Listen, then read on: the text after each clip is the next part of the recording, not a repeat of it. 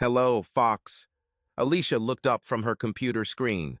Sylvia, one of her colleagues, was smiling widely, clearly excited about something. What's happened? Alicia asked with a smile. Wendy's wedding is in a few weeks, and some of the girls are talking about throwing her a bachelorette party. Vanessa's husband is leaving next week, so she suggested hosting the party at her house. Her parents will look after the children. The party will be through Saturday. Are you in? Oh, well. Oh, come on, Sylvia insisted. Don't be a bore. Although Alicia Samuelson was relatively new to the firm, she was older than all the secretaries, but only by a few years. However, she somehow earned a reputation as an old bore. It wasn't that she didn't like to have fun, it was just that she didn't have much in common with the others. However, the group always seemed to have so much fun when they got together. It would be nice if she were invited to dinner sometimes. Suddenly, she realized that this was an opportunity to show them that she could have as much fun as they did. I was just going to check with my husband to make sure we didn't have any plans, but I can't remember anything about it. Yes, sign me up, she replied enthusiastically. Great, Sylvia replied with a hidden agenda. Previously, the girls decided to hire a male dancer. It was supposed to cost $175. The more girls chip in, the cheaper it will be for everyone. She hoped Alicia wouldn't refuse when they told her she had to pay. Now, Wendy knows about the party, but doesn't know that we are hiring a male dancer. She already had a bridal shower with her bridesmaids and her personal friends, but this will be a private party. Just us girls, so it will cost each of us $30. I have to give them a credit card number to secure payment, but I can't let them charge my card. My husband will see this and throw 10 tantrums. I just spoke with the agency, and we will pay the dancer in cash when he arrives. We will, of course, receive a receipt, but this way the charge will not appear on my card. I'd like to have cash by the end of the week. This way, no one will worry about forgetting them on the night of the party. Does this suit you? Sure, no problem, Alicia replied, determined not to be a bore. Great. Oh, and you should bring some extra money to put in his thong, you know what I mean? Sylvia asked with a malicious smile. Playing along, Alicia responded with a mischievous, yeah, and her devilish smile. Oh, Vanessa volunteered to prepare the appetizers, but the drinks will be Biob, Sylvia added casually. No problem. When Sylvia left, Alicia couldn't help but feel a little nervous. She understood perfectly well that she was invited only to contribute money for entertainment, but still, as long as she worked there, she never managed to break into the company of other secretaries. She was sure that this would change after the party. Damn, she was just as friendly and fun as everyone else. Alicia was later surprised to see her husband's SUV in the driveway when she pulled up. He had his own photography studio and was rarely home before 7 or 8:30 in the evening. But it was a Wednesday. She was sure it was the day he had a big shoot on location somewhere out of state. He had been preparing for this for several days. He left home around 3 in the morning, and she didn't expect him home until late in the evening. Dexter was just sorting out the mail when she walked in. "Hello, darling," she said, throwing her arms around his neck and kissing his smiling face. "How are you home so early? Did something really go wrong during the shoot?" she asked, looking into his blue eyes. "No. In fact, everything went like clockwork. Cindy did a great job with the organization. I can't thank you enough for recommending her as my new assistant. It was she who suggested filming in Michigan. At first, I didn't want to travel that far, but she convinced me it was worth it. And she was right. It's much easier to work there than in Illinois. We blocked off most of the beach and didn't even need permits. When we just started installing the equipment, the police arrived.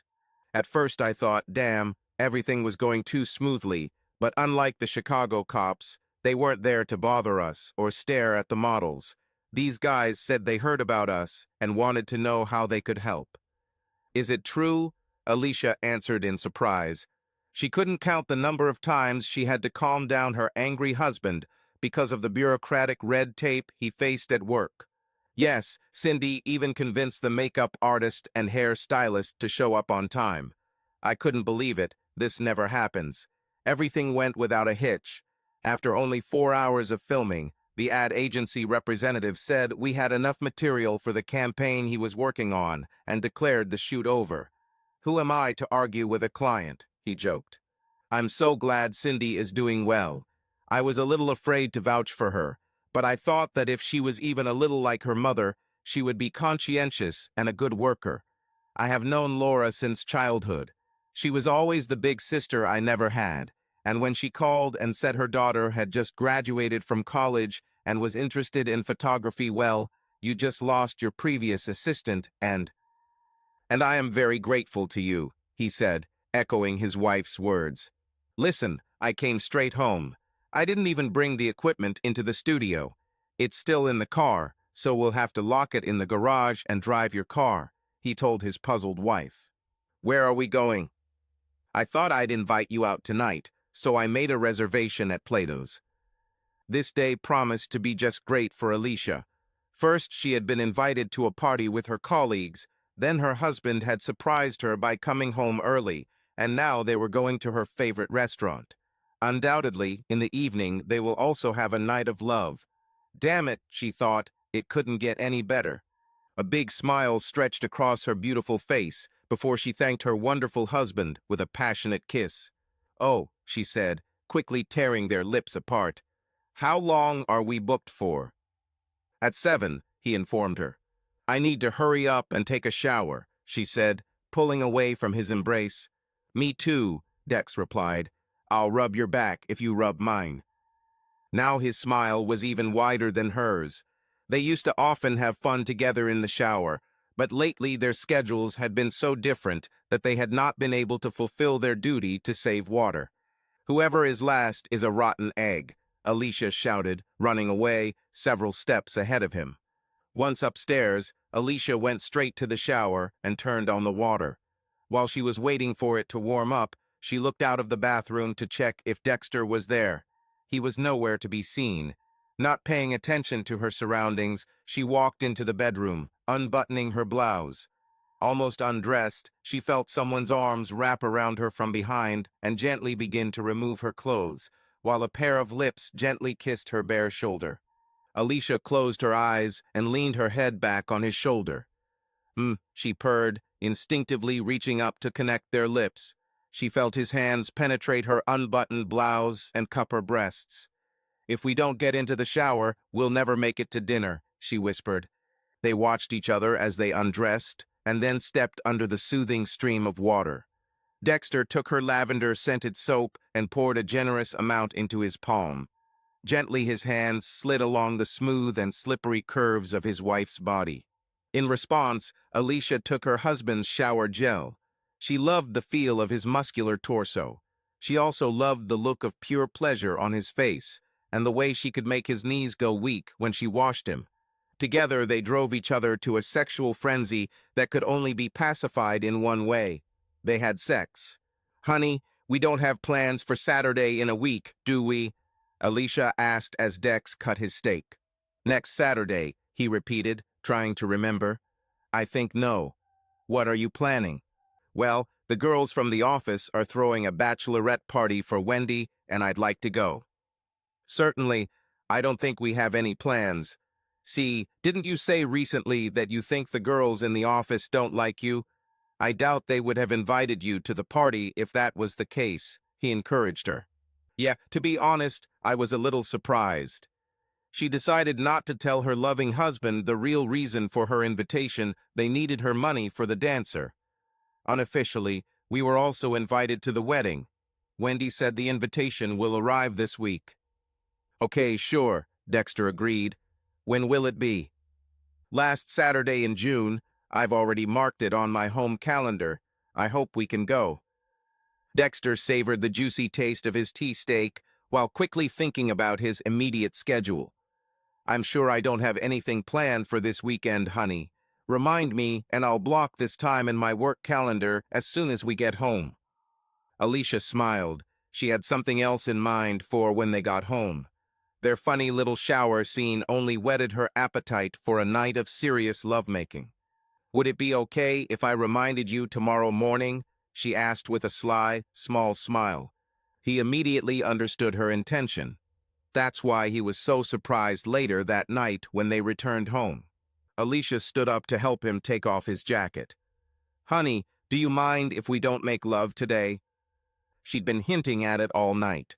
Hearing that she had changed her mind was disappointing, to say the least, until she added, "Tonight I want you to fuck me. I want to be taken," she said with a big smile. "I can arrange it," he exclaimed. Alicia screamed as her knight in shining armor scooped her up into his arms. She giggled, wrapping her arms around his neck and pressing herself against his chest. They had passionate sex. That was a great start. Alicia breathed between breaths. "Give me a minute, and I'll start preparing you for round 2. And she did it. And the third round, too. They finally fell asleep around 3 in the morning. Both were still smiling widely at breakfast the next morning. "Honey, I need to remind you to block time for Wendy's wedding." "Already done," he replied. "I also texted Cindy to make sure she didn't book anything before I came to the office. Everything is ready, honey." "Thank you, darling." As she crossed the kitchen to thank him with a kiss, it occurred to her what a wonderful husband she had. She was incredibly happy in their life together. She made sure he understood it when her small kiss of thanks turned into a passionate, all-consuming kiss that left no room for words. "I love you, darling," he said when their lips finally parted. "And I love you," she replied. On her way to work, Alicia stopped at an ATM. She didn't care about $35. Dex never asked questions about such small amounts, so she calmly used her debit card. She had the opportunity to pay back when she saw Sylvia in the break room with several other girls. She checked that Wendy was not nearby before speaking. "Sylvia, here's my money for the dancer," she said, approaching her colleague with cash in hand. "Thank you," Sylvia said, taking the money. "Hey, Fox, are you coming to Wendy's party?" asked Vicky, the other secretary. "Yeah, that sounds like fun," Alicia replied. "Okay, the more the merrier," another of the girls laughed. Over the next week, just knowing that she was going to a party, Alicia seemed to become closer to the team. Suddenly, she had company on coffee breaks. Mostly, Alicia thought the conversations were stupid, but she still enjoyed talking to women. On the Thursday before the party, she was invited to lunch with all the girls. She followed them as they all walked 2 blocks from the office and entered one of the best restaurants. "One more than usual," Sylvia told the hostess as they entered. The waiter quickly found the 7th chair and immediately brought it to their table. Vanessa instantly set the topic of conversation as soon as everyone sat down. "So, Wendy, tell us about your dress. Will you wear white?" "Of course," she replied with a giggle. Everyone laughed at the bride-to-be's expense, and Wendy continued to describe her dress, veil, shoes, and lingerie in detail. The next topic was plans for the honeymoon. Everyone listened with varying degrees of envy as Wendy talked about her 2-week fantasy in Hawaii. As Wendy's monologue came to an end, Meredith turned the conversation to the new girl. "So, Alicia, I heard that your husband is a photographer. What does he photograph, like weddings and stuff?" Alicia happily took up the topic, especially when it meant a chance to show off. She was proud of Dexter and his work. "No, Dex hates shooting weddings. He did it for a couple of friends, but he would never do it professionally. Has anyone seen that big billboard on 94th at the Mannheim exit, with a picture of a girl's hand with a watch encrusted with diamonds?" A couple of girls nodded that they had seen him. "This is one of Dexter's jobs. He's a commercial photographer. He mainly works with advertising agencies. He has his own studio in the city center, but he also often travels to various locations. Last week, he had to go to Michigan and shoot photographs for women's clothing." "Oh, one of those photographers," Meredith said disdainfully. Everyone around the table looked at her questioningly as she continued. "Aren't you jealous?" "Jealous?" Alicia asked. "Oh, you mean because he works with models?" "Well, yes, I know these guys. I had a friend in college who was into modeling. She said that they were all preoccupied, and if she didn't give in, she didn't get the job. She had to sleep with every photographer who hired her." Suddenly, there was silence at the table. Everyone internally gasped at the rudeness of her words. Alicia felt her blood boil. She wanted to get up and spank this smug bitch, but this would probably lead to her expulsion from the team. She tried to calm down and spoke almost monotonously. Dexter is a very successful commercial photographer. Advertising agencies usually hire models, and even when he hires them himself, he is a loving and faithful husband. I trust him completely. He also treats his profession with respect and would never, she raised her voice to emphasize the word, would desecrate his name, reputation, or profession in such a manner. Yet Meredith, your friend from college, was just easy to get to, that's all, Sylvia chimed in, trying to ease the tension. Everyone laughed nervously at Sylvia's remark. Everyone except Meredith. She didn't find it funny, but looking at the faces of the others, she realized that they didn't like her caustic remarks either. When everyone had paid their bills and were about to leave, Alicia was still angry about the attack on her husband. Maybe it wouldn't be so bad to be excluded from this group, she thought as they all returned to the office. Later in the day, Sylvia and Vicky, another of the secretaries who were at lunch, came to her table. Fox, try not to be offended by what Meredith said today, please. She has no proof, but she thinks her husband Dave is cheating on her, and, well, I guess she's just not in the mood for men right now, Sylvia said, trying to apologize for her co-star. Oh, I didn't know that. Yes, I wasn't offended, she replied. Shortly after, Meredith herself came over to apologize. Alicia wasn't sure if she did it herself or if the other girls had pressured her, but she sounded sincere, so by the time she left that evening, all was forgiven.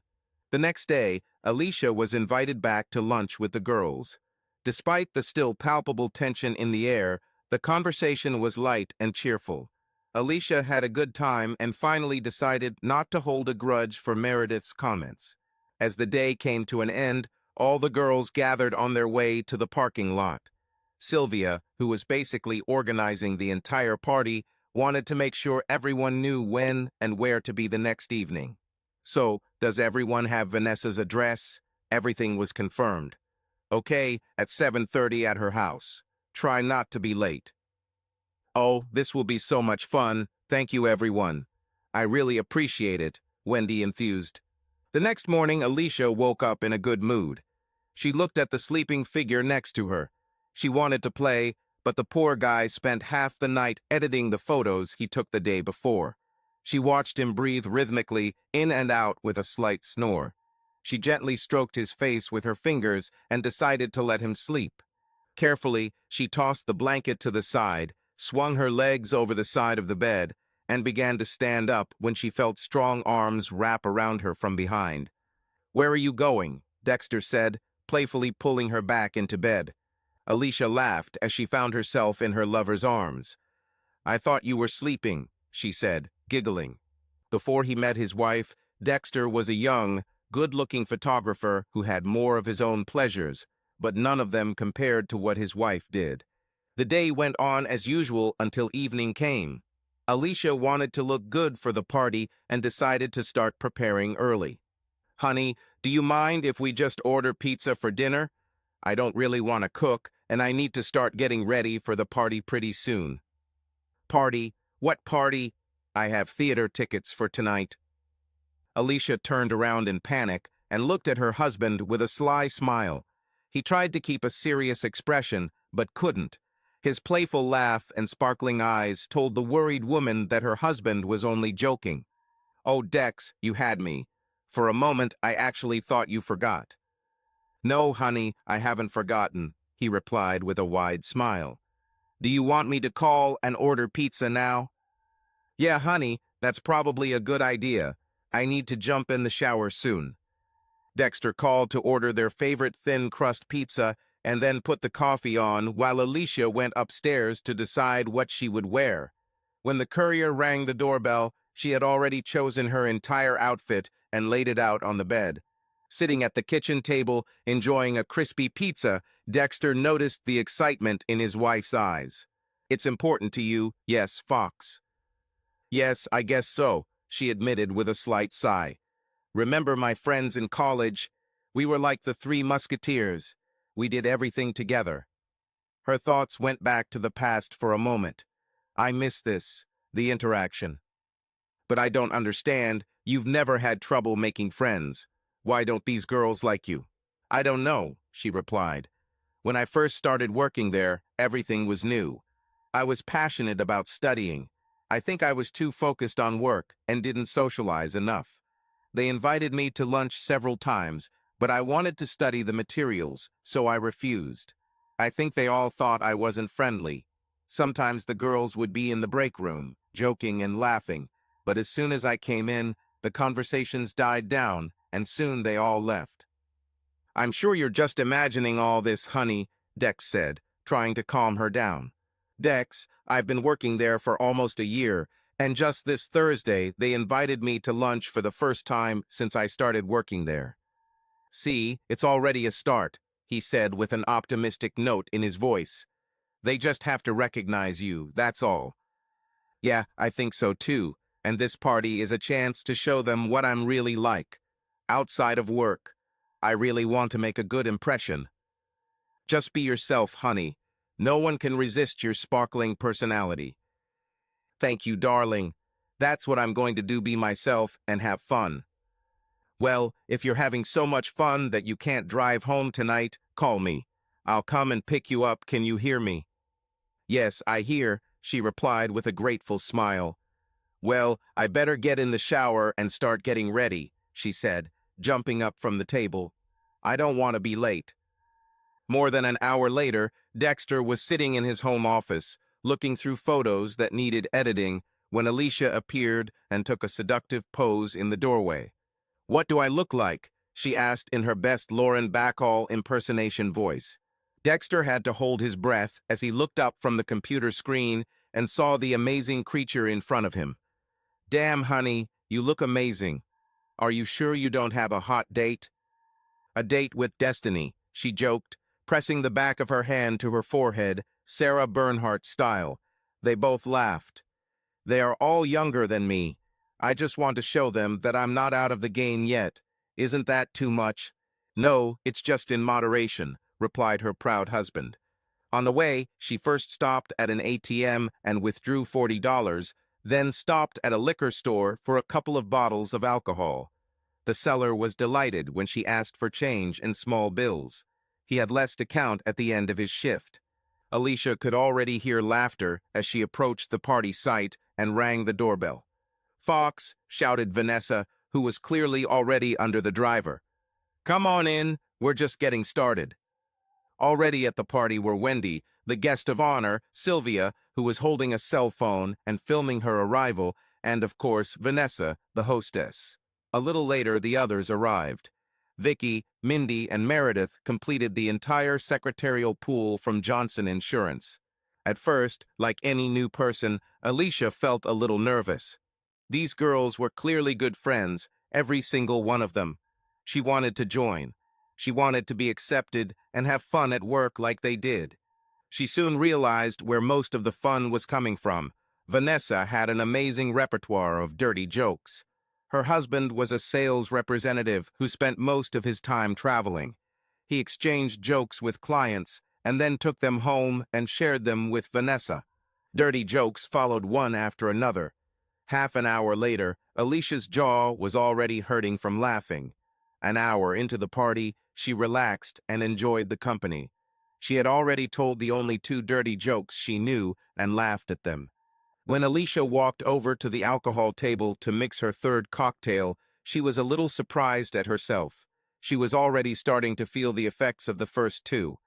Well, she thought with a slight smile, this is what she was missing. Most of her university friends were scattered all over the country. Sure, he and Dex had mutual friends, but they were their friends. Alicia wanted her own friends, and these girls seemed like fun, and they finally accepted her as part of the group. Goodbye to lonely, boring days at work, she was sure. She took a stick and stirred the drink before taking a sip. So, she told herself as she returned to her new friends, if my husband has to come and pick me up, so be it. As soon as she sat down, the doorbell rang. Vanessa jumped up and headed in the opposite direction. Wendy, please open the door. I urgently need to go to the ladies' room, she said, heading to the bathroom. As soon as Wendy turned her back, everyone stood up quietly. Quietly, everyone followed the unsuspecting girl who opened the door. Sylvia kept her phone ready to film the surprise. Yes, officer. Wendy didn't understand why there was a policeman at the door. She just noticed that he was damn cute. Ma'am, are you having a party? Some neighbors call and complain about the noise, he said with authority in his voice. Oh, I'm so sorry, Wendy replied. I didn't realize we were making so much noise. I promise we'll be quiet.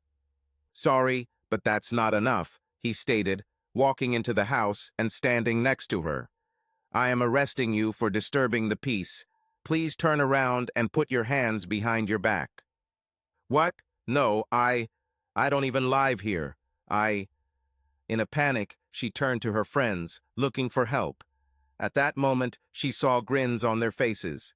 Okay, what's going on here? Everyone burst out laughing, including Alicia. At that moment, the handsome cop tossed his hat into the living room, reached for the boombox hidden behind the door, and turned on the music. Wendy, finally realizing what was happening, clapped her hands and screamed in delight. Without wasting a moment, the professional dancer followed everyone to the center of the room, where chairs were arranged in a circle. Each of the delighted secretaries took their seats and watched as their sexy guest took center stage. Not wanting to miss a second, Sylvia placed her phone on the lamp to film the entire performance. A few drinks and dirty jokes had already loosened their tongues, and they were all in the mood to party. Cheers, whistles, applause, and screams filled the air as the dancer began removing his clothes to the beat of the music. Swirling his hips like a young Elvis, he was the first to shed his pistol belt. Anticipation grew as the holster and toy gun fell to the floor. Excited screams rang out as he removed all the clothes from his torso, waved them over his wavy black mane, and threw them towards the guest of honor. Wendy grabbed her out of the air and pinned her to her knees. He'd only been in the show for a few minutes, but he was already making hearts beat faster when he pulled his pants down in one motion. "Shake that ass," screamed a breathless Mindy. "Shake that ass." Vicky added, "Take it off. Take everything off." Under the influence of alcohol, the instincts feel like stones as the ominous music worked its voodoo magic. Dollars turned into fives and tens as the girls tried to persuade the artist to take off his last shred of modesty. When he approached Sylvia, she could not stand it. Pure screams of delight shook the house as she reached out with both hands and pulled the small piece of fabric down to his knees. The agency had a strict ban on full nudity and touching. The rules would require that the show stop immediately, but this was not the first time, and he knew without a doubt that by the end of the evening he would enjoy himself. "Okay, you wanted to see him, now do something with him," he told her. It was like feeding sharks, each woman taking turns. Suddenly, spellbound, Alicia found herself face to face with dignity. "Come on, Fox, I bet you can't do it." "Do," Meredith egged her on. She didn't count on it. Never in her wildest fantasies did she think that she would be asked to cheat on her husband. Concentrating on her dilemma, she seemed to stop hearing and seeing her surroundings. The loud music and the excited cries of the other girls disappeared into the background. The inner voice of her mind appeared. "What are you doing?" she asked herself. "You have a wonderful and faithful husband at home. You can't do it, but what will the girls think if I don't do it?" The whole purpose of coming to the party was to become part of the group. She's having so much fun. She didn't want to risk losing her new friends, and it's not really cheating, not really, it's just fun, right? She became aware of the others' presence again as they laughed at her suppressed sound. Confused, she quickly pulled away. "Come here, officer," Mindy said. "I'll show her how it's done." Alicia breathed a sigh of relief when he turned and walked towards the new pair of girls, but realized that the respite was temporary. He will be in front of her again. Alicia watched him, struggling with her conscience. He was getting closer. Soon he would be standing in front of her again. The others showed no hesitation. By the time he returned to her for a second try, Alicia had already made up her mind.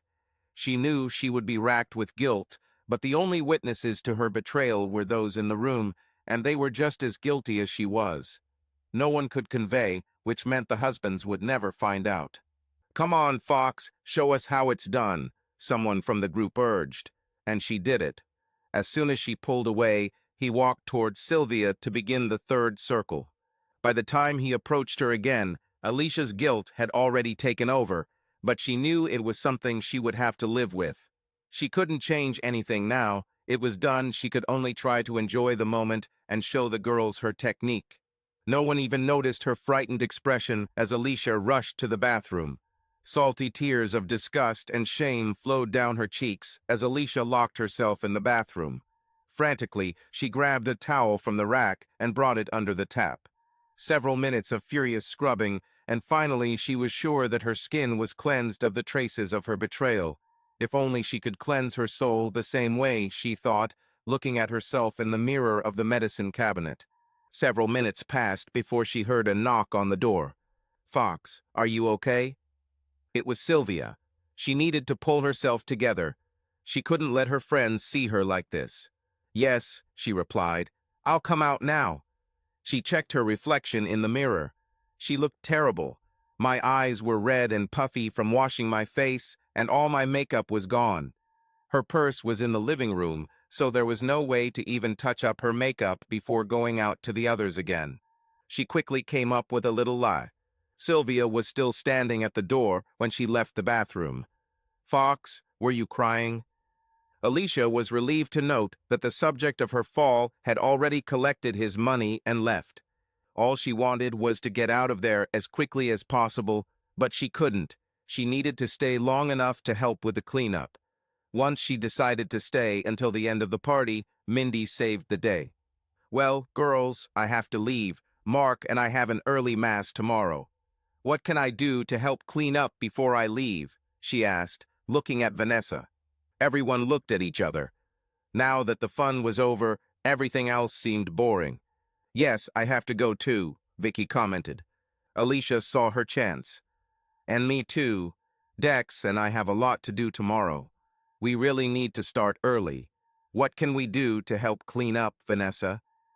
"Well, looks like the party is over," their hostess jokes.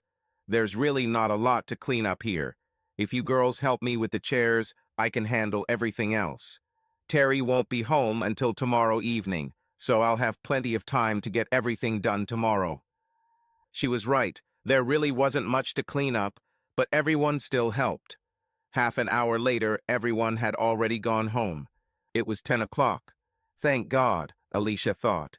She never said how late she would return, but she knew that he did not expect her home so early. She had time to process what had happened. She needed time to try to rid herself of the overwhelming guilt before confronting Dexter. There was no doubt in her mind that one glance would be enough for him to immediately understand that something was wrong. She wondered if the redness and puffiness around her eyes had gone away yet. This reminded her that she also needed to reapply her makeup. Up ahead, she noticed a familiar Denny's restaurant sign. She found a two-person booth against the wall and ordered coffee. Sitting there, she again felt like she wanted to cry, but she managed to hold back.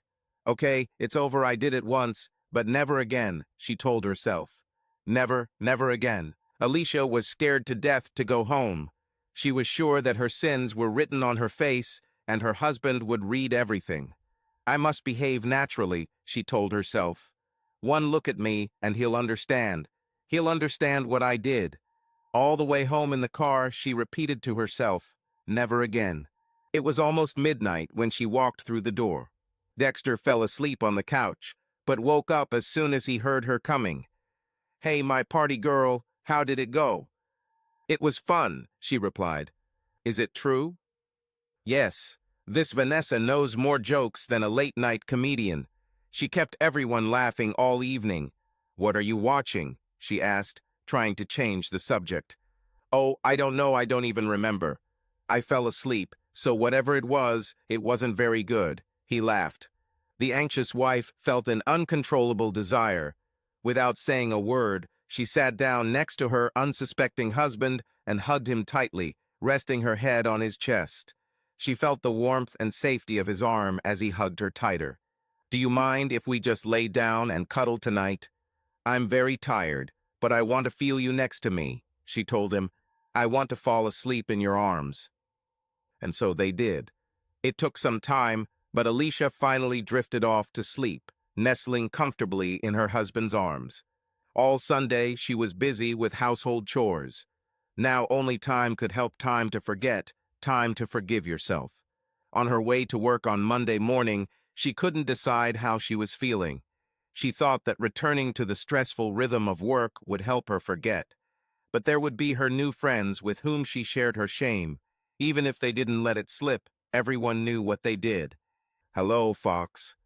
Vanessa was the first to see her as she walked in and sat down in her seat.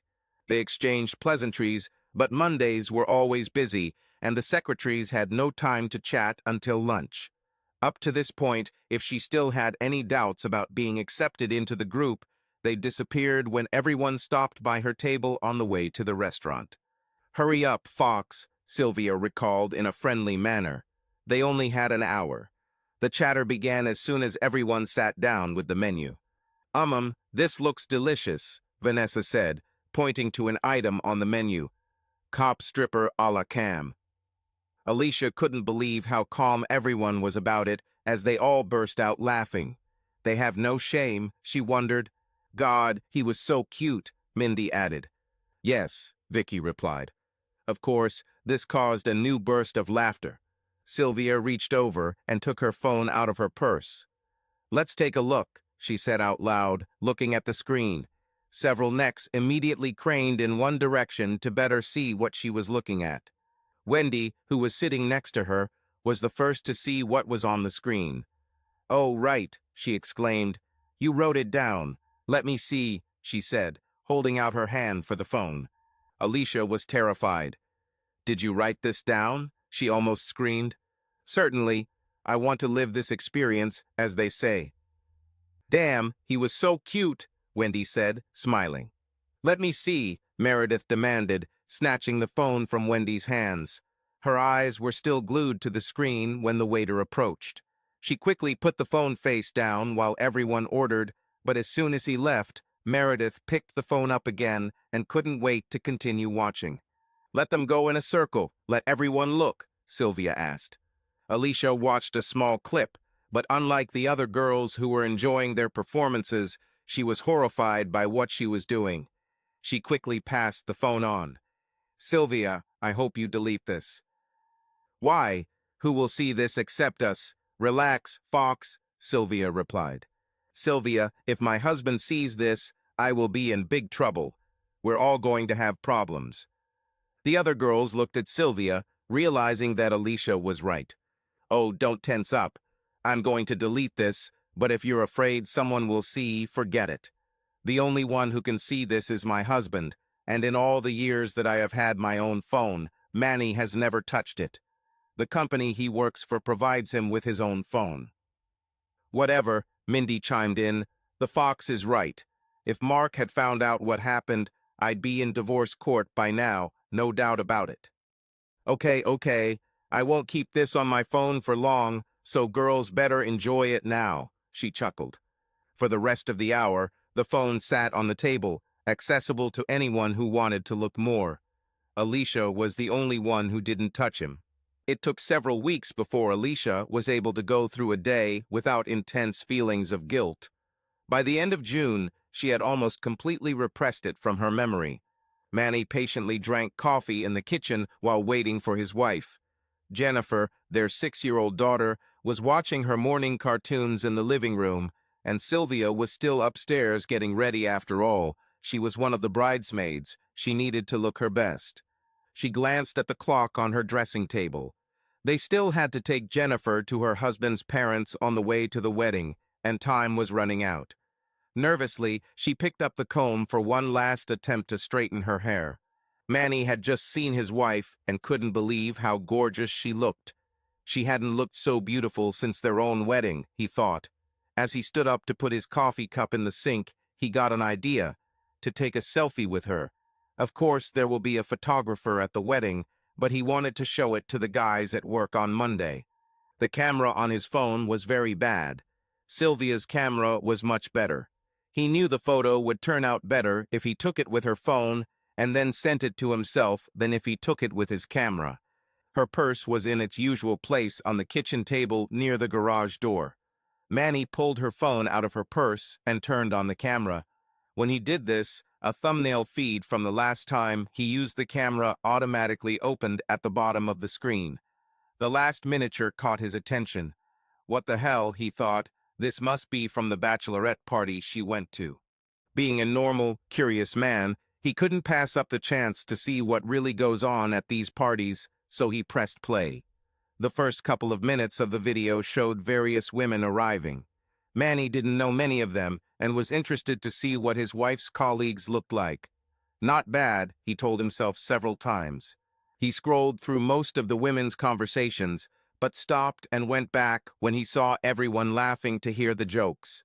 He was already getting bored and was about to turn off the video when, "Okay, that's it, I'm ready," Sylvia announced as she walked down the stairs. "Damn," he muttered quietly under his breath, and just in time for the most interesting moment, he thought. He wondered why Sylvia didn't say anything about the police showing up. "You're beautiful, Mom," Jennifer said, looking up from the TV. "I support this," Manny said, tucking the phone into his jacket pocket. "You'll have to watch the continuation of Wendy's adventures later." Sylvia thanked the two important people in her life, took her purse, and they went to the wedding. As soon as they arrived at the church, Sylvia was taken to help the bride get dressed. Before Manny could think anything, he was asked to help decorate the cars for the ride from the church to the banquet hall. Of course, in order to announce the joyful newlyweds to as many Chicagoans as possible, the procession will take a very winding route. It was the perfect day for a wedding. The sun was shining through a bright blue sky, and the temperature was perfect for the suit. Not too hot and not too cold. Several times, when he looked up from his duties, he recognized some of the women from the video as they entered the church with their husbands. He recognized Alicia immediately. He thought that she was the most beautiful of all the women he had seen, except for his wife, of course. Once the cars were decorated, it was time to take seats for the main event. The young man walked Manny to his place. 15 minutes passed before the music announced the start of the tuxedoed procession down the red carpet, each couple with a beautiful bridesmaid on their arm. Moments later, everyone took their place on stage. The familiar chords of the wedding march sounded from the huge organ, and all heads turned to the back of the church. Wearing a white dress symbolizing purity, Wendy was the picture of virtue and innocence as she took her father's arm and was proudly led to her groom. "I pronounce you husband and wife. You can kiss the bride." Another one has bitten the dust, Manny thought quietly. As soon as the ceremony was over, Manny told his wife that he would be waiting for her outside. He knew she would be posing for photographs, and it would take some time. Sylvia saw Alicia and asked her and Dexter to accompany her husband until they finished with the photographer. Alicia, still eager to please, said it was no problem. She and her patient husband walked over to introduce themselves. "Manny?" "Yes," he replied, turning towards the voice. He recognized her immediately, but of course he didn't want her to know how curious he was, so he let her take the lead. "I'm Alicia. I work with your wife. This is my husband, Dexter." "It's a pleasure," he said, shaking both hands. "I guess my wife asked you to accompany me." Everyone laughed a little. "You seem to know her well," Alicia jokes. "Yes, well, she was only 18 when we got married. That was almost 9 years ago," he said. "Dexter, you're a photographer, right?" "Yes," he answered, slightly surprised. "I have a studio in the city center." "This is cool. I regret not doing something like this. I'm a shift supervisor at Wesley's foam core factory. The pay is okay, but the work is deadly boring." "Yeah, I use your display materials a lot," Dex replied. While they were talking, another member of the bachelorette party joined them. Alicia introduced Vanessa to the two men, then asked about her husband. "Don't even mention that bastard," she replied sharply. "He's on some big order in Minneapolis. He promised to be back for the wedding, damn it. Yesterday, he called me from the airport and said that he was flying out. And then he called back and said that one of the technicians didn't understand something, and if he didn't come back, the whole deal could fall through. Oh, Vanessa, I'm so sorry, Alicia sympathized. Yes, Manny interjected. I'm sure he's not happy about the current situation either. Oh, I know, Vanessa agreed. He promised to make amends. He doesn't know yet, but it will cost him 2 weeks in Hawaii on his next vacation. This brought smiles to everyone's faces and led to discussions on various topics. Before they all knew it, Sylvia was already standing next to her husband.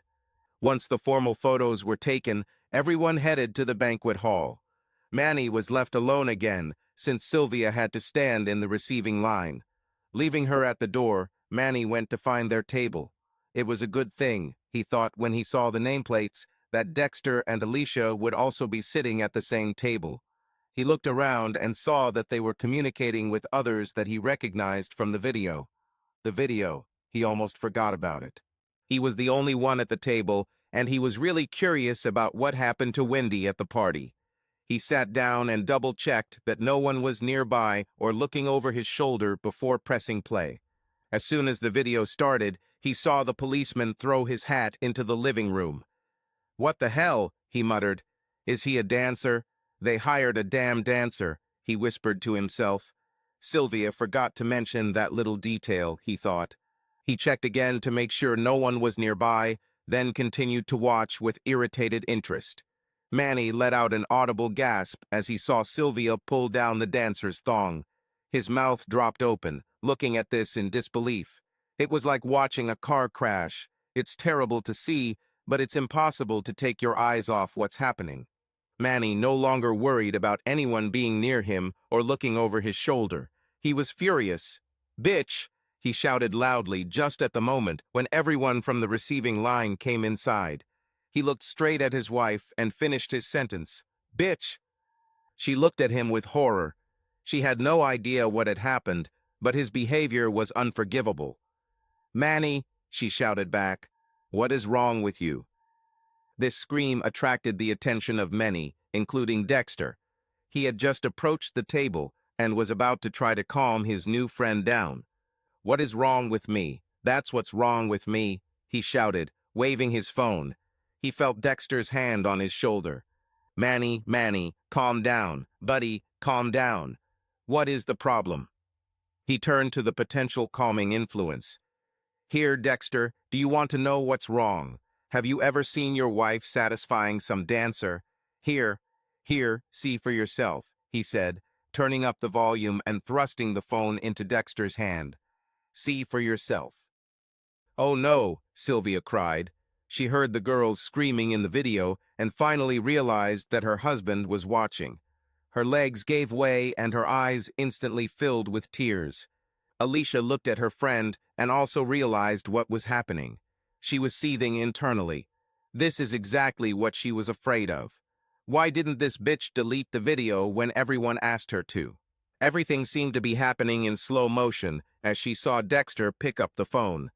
Now there was no way she could prevent him from seeing what she had done. Dexter was so focused on trying to calm the situation that Manny's words didn't sink in right away. He glanced across the screen and recognized his significant other. He looked at Alicia with fire and brimstone in his eyes. Alicia didn't know what to do. I couldn't do anything. There was nothing she could say to ease the pain and anger she knew he felt. She stood there, completely unaware of her surroundings. She must have mentally apologized 1,000 times before she realized that she had to actually open her mouth and say the words for him to hear them. "Dexter, I'm sorry, it." She tried to apologize, but the words wouldn't come out, maybe because there were no words. How do you apologize for desecrating the most sacred vow between a husband and wife? Angered by such outrageous behavior on the most important day of his life, the groom was now about to intervene as well. Wendy, who was standing next to him, grabbed his arm, trying to stop him from finding out what a bitch she was. "Aaron, don't." He pulled his hand out of her grip and quickly approached the angry man who was causing all this commotion. His excited bride walked behind him. "What the hell, man? It's my wedding," he half shouted, walking up to the table to confront the instigator. "Oh yeah, Aaron, the groom," Manny said ominously. "We can't forget about you either, really." "Here," he said, taking the phone from Dexter and handing it to the young man. "Look what your new wife does when you're not around." "What the?" He looked up just as a tear escaped his lower eyelid and rolled down his cheek. "Honey, it was my bachelorette party. We we were all drunk. Everything just got out of control," she tried to explain. "Dexter is tired of all this." He took out a business card from his wallet. "Manny, could you send a copy of this to the address on this card?" Manny took the card and said he would do it immediately. Dexter then took Alicia's hand none too gently. "Come on, the party is over," he said coldly. Some of the other men heard familiar voices in the video. They knew their wives were also at Wendy's bachelorette party and began to gather around Manny as Dexter led his frightened wife away from the scene. Dexter's steps were long and determined. Alicia almost had to run in her high heels to keep up. She waited until they were in the car before making her first attempt at communication. "Dexter, I don't know what to say." "It's the two of us," he replied. "Let's just not say anything. I'm not in the mood to talk right now." Alicia had never seen him so angry, especially at her. She knew not to insist. Even though she really wanted to continue apologizing, she remained silent the entire way home.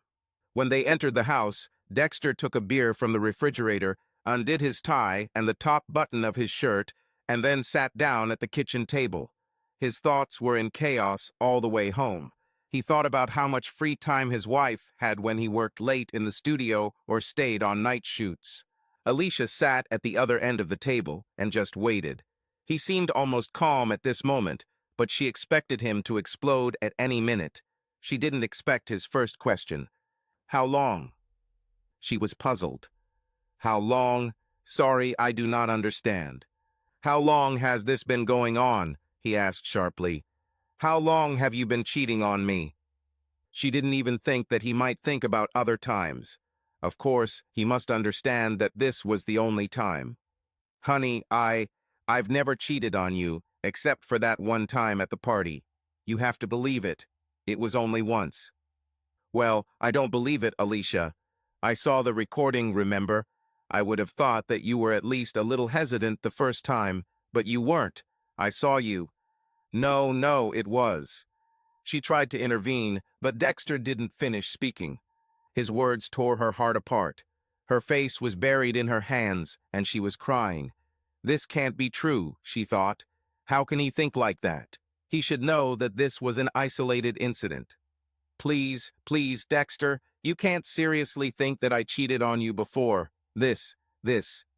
Her sobs did not allow her to speak further. Dexter listened to her plea. It gave him no joy to see his wife in such a state, but he also suffered. "I saw nothing on that tape to support your claim, Alicia, nothing." He sat quietly for a few moments, listening to her cry, and decided that he needed to leave.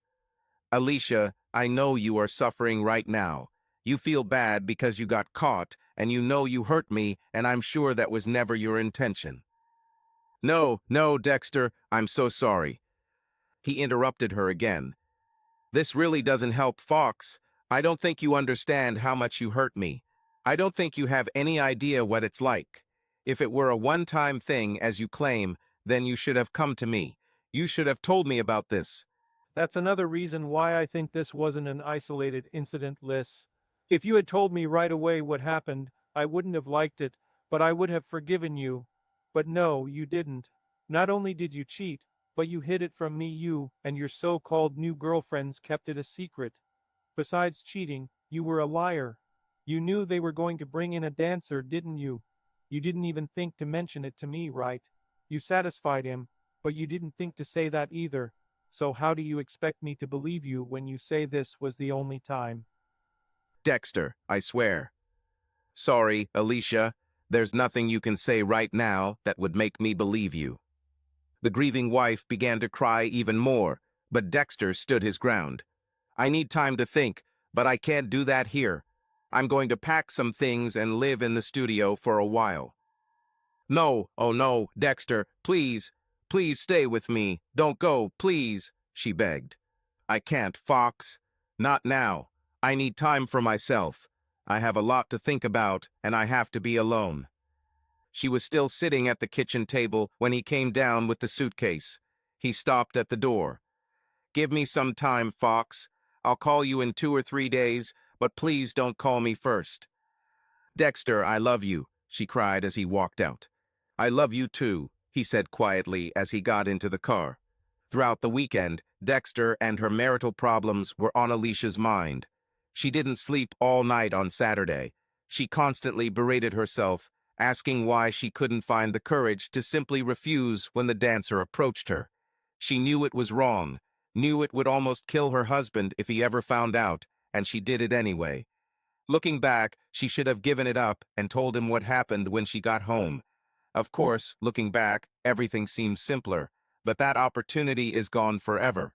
When Monday morning arrived, Alicia had only gotten 3 or 4 hours of sleep the entire weekend and certainly didn't feel ready to go to work, but she needed something to take her mind off things. She wanted nothing more than to call Dexter and apologize until he forgave her, but she wanted to respect his request and wait for his call. So work seemed like a suitable distraction. The first thing Alicia noticed when she arrived at work was the unusual silence, especially for a Monday. She looked at the row of secretaries' cubicles, but they were all empty. Then she noticed Vanessa's elbow. Are we alone here? She asked. Vanessa peeked around the partition to see who was speaking, then immediately stood up and beckoned Alicia over. Are you okay? She asked in a quiet voice. No, not really, she replied as tears began to form in her eyes again. Dexter spent the weekend in the studio. I'm afraid. I've never seen him like this. I'm so sorry, Fox. I can't believe Sylvia didn't delete that damn video. God, what a nightmare. And to think I was so mad at Terry for missing the wedding. If he had been there, I would have been in the same situation as everyone else. Deep down, Alicia was angry that Vanessa escaped punishment. She knew she shouldn't think that way, but she couldn't help it. After all, she was just as guilty as everyone else. It wasn't fair. After you left, everything went wrong, Vanessa continued. Both of Vicky and Mindy's husbands approached Manny as soon as you left. Vicky's husband didn't say anything, but it was clear that he was angry. I felt sorry for Mindy. Mark started yelling at her right there in front of everyone. Meredith's husband was in the toilet. By the time he came out, everything had turned into chaos. Alicia thought about the newlyweds. They were supposed to go to Hawaii for their honeymoon. What about Aaron and Wendy? She asked. Oh God, I don't know. I thought their parents would start fighting. I didn't hear it, but I think Aaron's dad called Wendy a cheater or something like that. Her father shouted at him. I was sure they would fight. I don't know what will happen to Aaron and Wendy. The last thing I saw was Aaron taking the rings off her finger and her running into one of the other rooms, crying. Her mom was on her way there to be with her when I left. God, what a nightmare, Alicia expressed. Yes, Vanessa agreed. It was all just supposed to be for fun. She remembered the party for a moment. I think we really went a little overboard, she said, more to herself than to Alicia. Girls, can I see you both in my office, please? Alicia and Vanessa looked up at the same time and were surprised to see Mr. Johnson, the boss, inviting them. They were a little nervous, but had no choice. Sit down, lady, he said, pointing to a pair of leather chairs in front of his desk. Now I want to know what's going on. Of the 7 secretaries, only you 2 bothered to come today. Did the others go on strike? The girls looked at each other. Vanessa had more experience, so she spoke first. No, sir, nothing of the kind. It's well, there were problems at Wendy's wedding. What problems? Well, this isn't work-related. Yeah, if it's not work-related, then why didn't anyone else come? Wendy took 2 weeks off for her honeymoon. I had to hire a temporary worker for her, but unless anyone forgot to tell me, everyone else should have been here this morning. Alicia realized that Mr. Johnson would not stop questioning until he found out why none of the other secretaries came. We threw Wendy a bachelorette party a few weeks ago. Things got out of control and our husbands saw the footage at the wedding. Everyone is really angry, she told him. I see, he sighed. Vanessa, since you've been here the longest, you'll be my secretary until Sylvia returns if that ever happens, he added.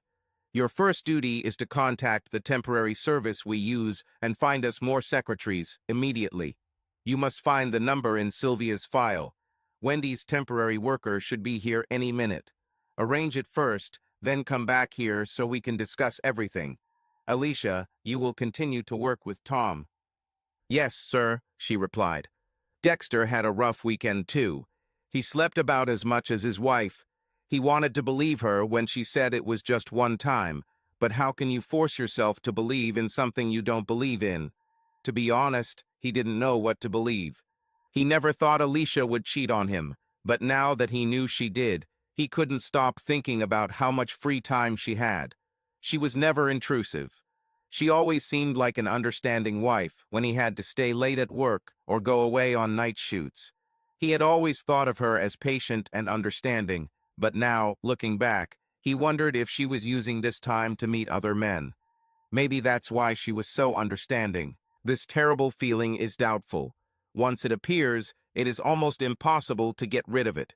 As soon as his assistant Cindy walked in on Monday morning, she immediately knew something was wrong. Her boss didn't have that big smile and cheerful mood that he usually had. She didn't want to pry into other people's affairs, so she didn't say anything. Dexter focused on what needed to be done, and it turned out to be a productive day. But as soon as he finished, thoughts about his marital problems flooded him again. He also needed to decide something about his place of residence. The studio had a shower in the dressing room, as well as a microwave and coffee maker, but he slept on a couch he bought as a prop for a series of underwear shots taken a few months ago. It worked well as a prop, but was far from comfortable for sleeping. All Monday night, Alicia waited anxiously for a call from Dexter. She was almost going crazy with worry. At least a dozen times she started to dial his number, but stopped herself. When he didn't call by midnight, she went to bed and fell asleep crying. The next day, Mr. Johnson called Vanessa into his office and told her that both Mindy and Vicky had called and said they would be at work on Wednesday. He also reported that Sylvia called and said that her husband would no longer allow her to work there. She officially quit. So far, he hadn't heard anything from Meredith and assumed that Wendy was on her honeymoon and would be back in 2 weeks. Vanessa doubted it, but hoped it was true. As soon as Vanessa left the boss's office, she immediately ran to Alicia with the news. Later that night, Alicia's heart almost stopped when Dexter called to say that he had moved into a motel and was going to pick up more things. She took this as the beginning of the end of their marriage. First, she threw herself on the bed and started crying again. She really loved Dexter. She liked his passion and positive outlook on life. She loved his sense of humor and how he could always make her laugh, even when she didn't want to. She loved the way his mouth turned up at the corners when he smiled, and she adored the love she saw in his eyes every time he looked at her. She couldn't imagine her life without him. I have to do something, she told herself, and lying around complaining about my fate won't change anything. She needed to fight for her marriage, fight for her man. Somehow she had to convince him that she had never cheated on him before that party. This would at least be a start. She quickly showered, put on casual clothes, and had just finished applying light makeup when the doorbell rang. "This is still your home, Dexter. Why are you ringing the bell?" "I don't know, it just doesn't seem right to just walk in," he replied. He headed for the stairs, but Alicia had her own plan. She was losing him, and it was obvious. She was desperate and willing to take a big risk. "Dexter, before you do that, can we talk?" He hesitated a bit before answering. "Let me get my things, then I'll come and talk." She had made coffee for both of them when he returned downstairs.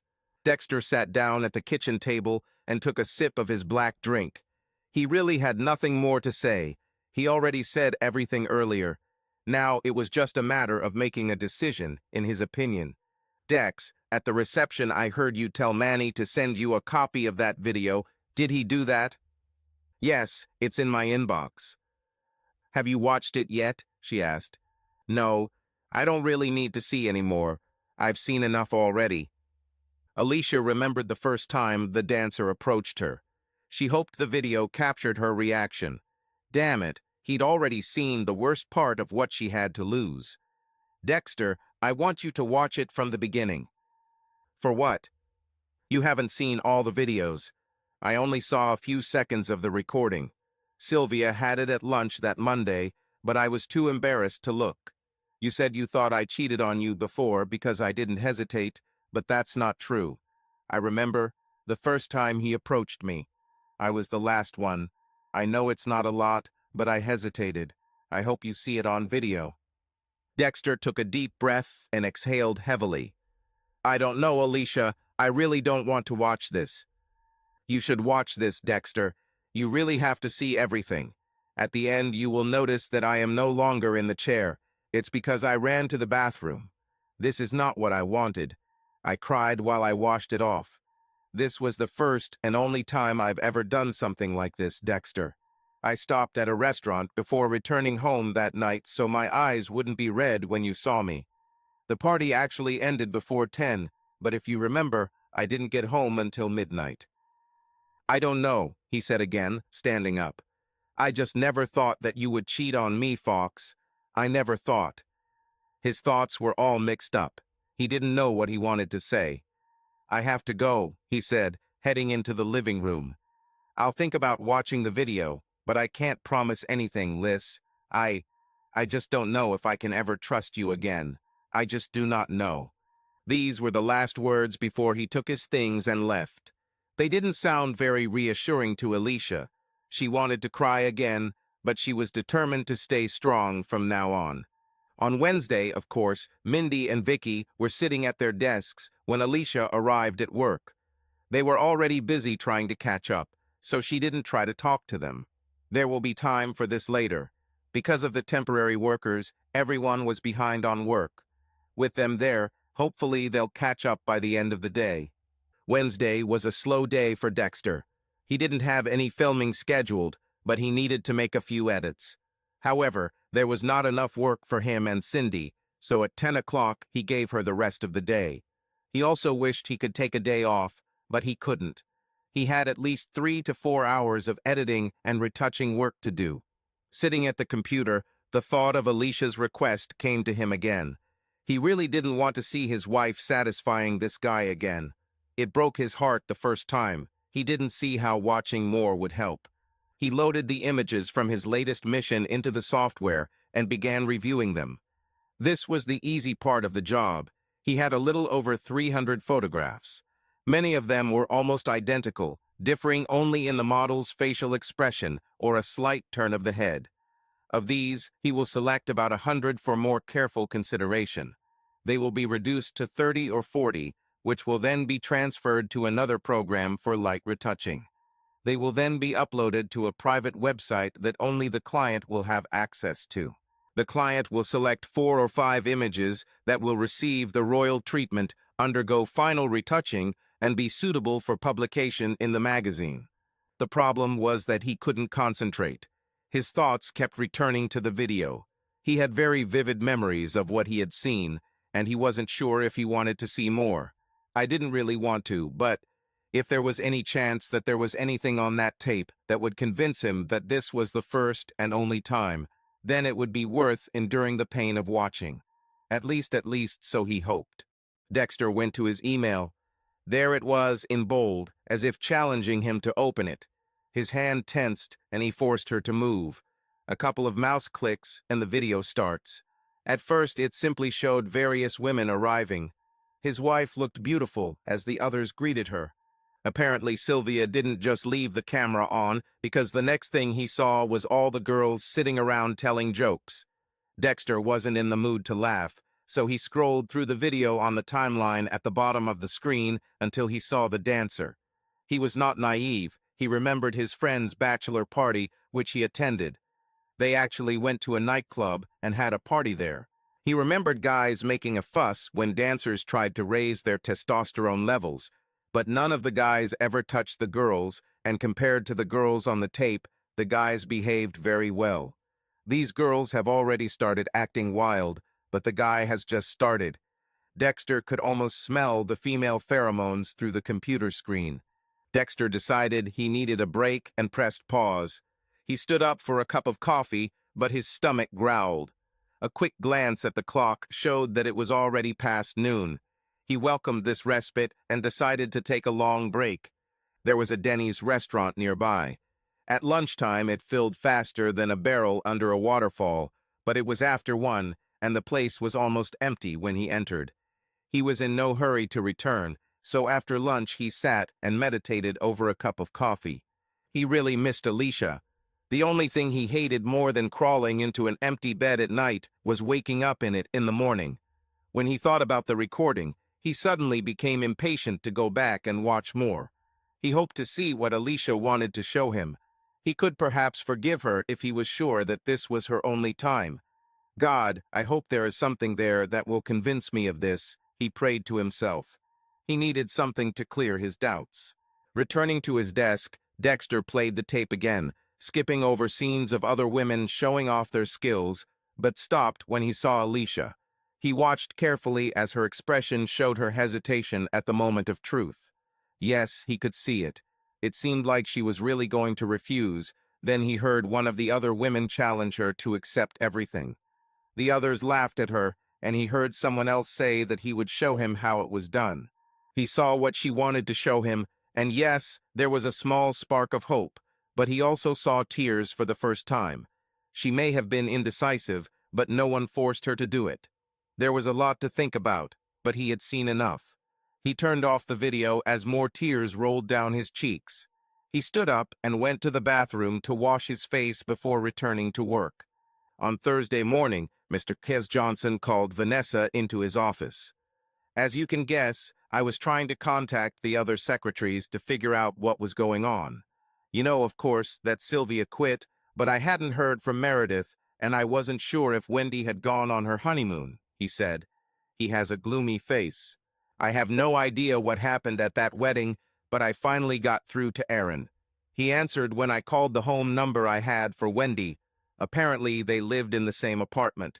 He said he hadn't seen her since the wedding, but knew she was staying with her parents. I don't have their number listed as an emergency contact on her job application, and he hung up before I could ask for their number. Do you know him? No, Mr. Johnson, I don't, Vanessa replied. Okay, since I can't reach her and she hasn't called me, she's obviously not very interested in keeping her job. I want you to call HR and ask them to post our regular ad for a new secretary. Yes, sir, she answered sadly. Also finally managed to talk to Meredith. She'll be back on Monday. Make sure the temp agency knows about this, please. Vanessa confirmed that she would take care of it, but before making any calls, she needed to break the news to Alicia. Meredith will be back on Monday, she announced. She'll be back. How do you know? Mr. Johnson spoke to her. He also spoke to Aaron. Aaron? Alicia gasped. Somehow, that is. He called their apartment, and Aaron answered. He said Wendy was staying with her parents. Mr. Gow Johnson had HR put out an ad for a replacement, Vanessa said. They obviously didn't even go on their honeymoon. God, she must be terrified. Yes, Alicia agreed, but imagine how horrified Aaron was watching her satisfy that guy. Yeah, I know.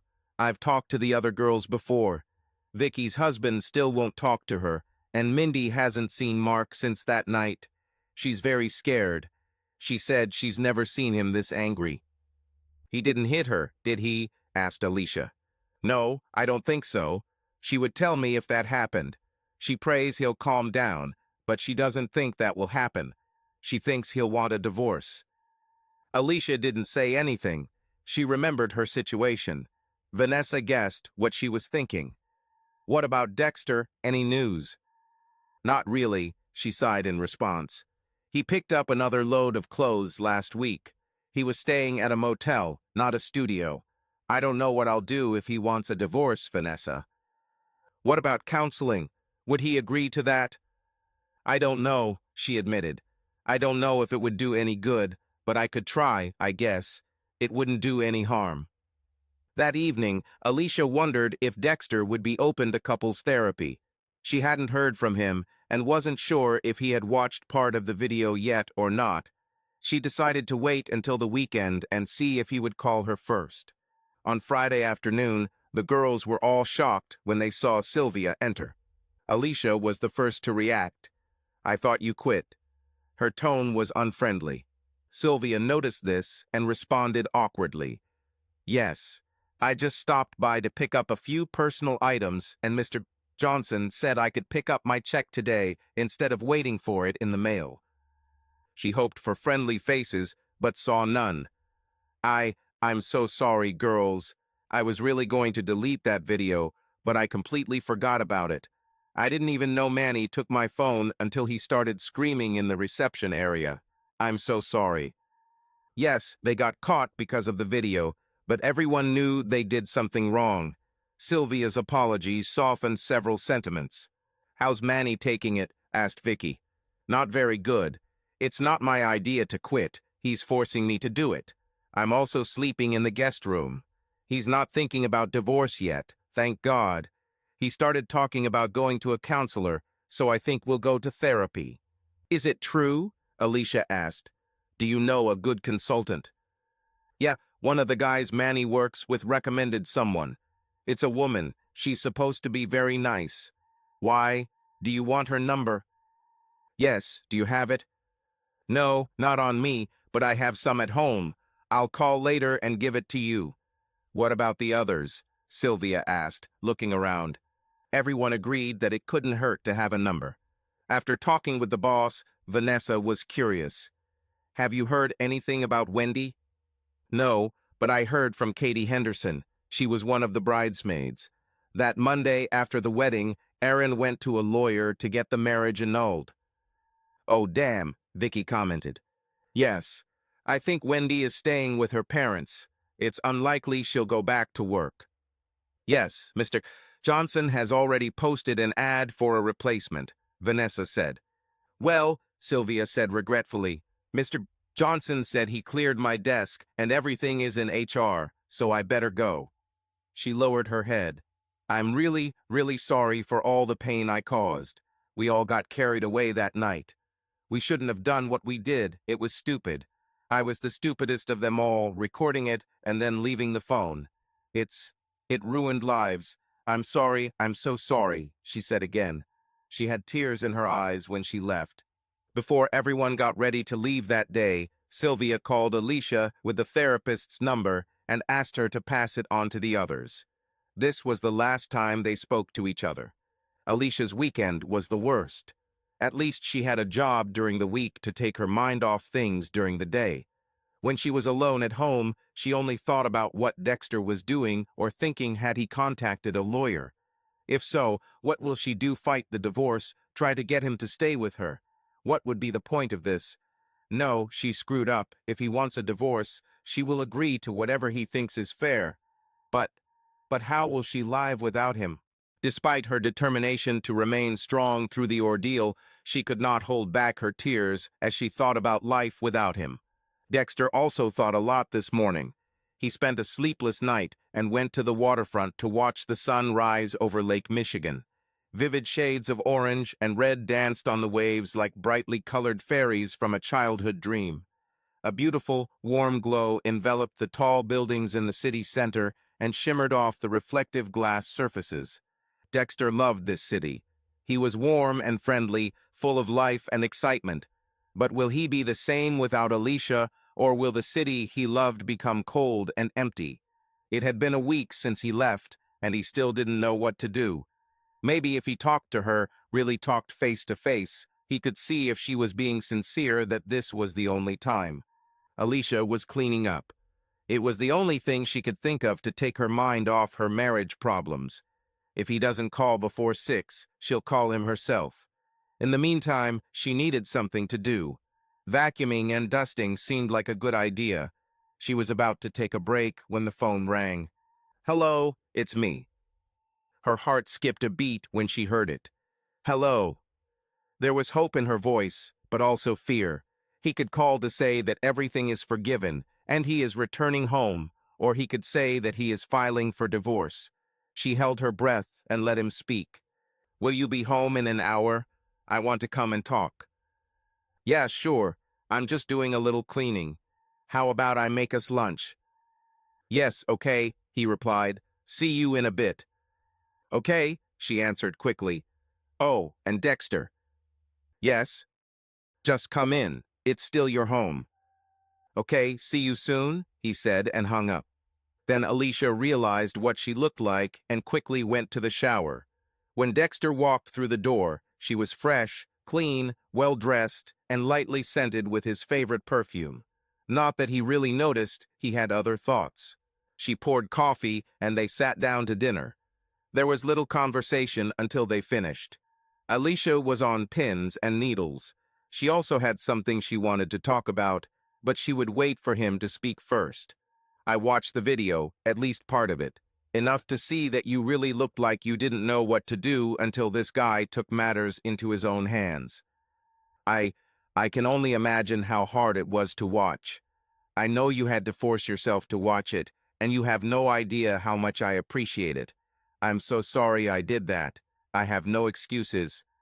Dexter, She needed to catch her breath before she could continue. "I cheated on you, but I swear that was the only time." She could literally see the doubts he still had. "Are you sorry you did it, or are you sorry you got caught?" he asked. "No, no, I regret letting this happen. I knew better. I wasn't wrong about what I was doing. I knew I was cheating on you. I didn't mean to do it consciously. I just got caught up in all the fuss. And when the situation arose, I gave in. The only thing I regret about getting caught is that it hurts you." That phrase, "I gave in," reminded him of all the times he was tempted but didn't give in. He was unaware of his expression as he wondered why his wife was not as resilient as he was. Did that mean she didn't love him as much as he loved her? Alicia could see the internal struggle on his face. She was sure that she would lose him without professional help. "Dexter, would you agree to go to couples therapy with me?" He thought for just a second. "I don't know. What's the use of that?" "Dexter, I broke your heart, and I don't know how to put it back together. Or if it's even possible. I don't know, but I want to try, and I need someone trained to help. Please," she begged. "I have the name of a therapist who is said to be very good. Please let me make an appointment." He didn't see how the therapist could calm him down if his wife couldn't, but if it was possible. "Okay," he replied, "but call me and tell me what times and dates are available before you make an exact appointment." "I will," she said with some relief and hope. On Monday morning, when Meredith returned to work, it seemed like the old team was almost at full strength, so the five of them went to lunch together. It was the first time they had gone out together since their wedding, but it wasn't like before. There were no jokes, no laughter, not even sarcastic remarks. It was more like a support group. Once everyone was seated, Meredith started talking. She was outside the circle and knew nothing about what was happening. "So, whose marriages survived?" "No," Mindy replied. "Well, I'm not sure. I haven't heard from Mark since that night, but I think he'll ask for a divorce." Meredith was surprised and felt awkward asking such a question. "Really?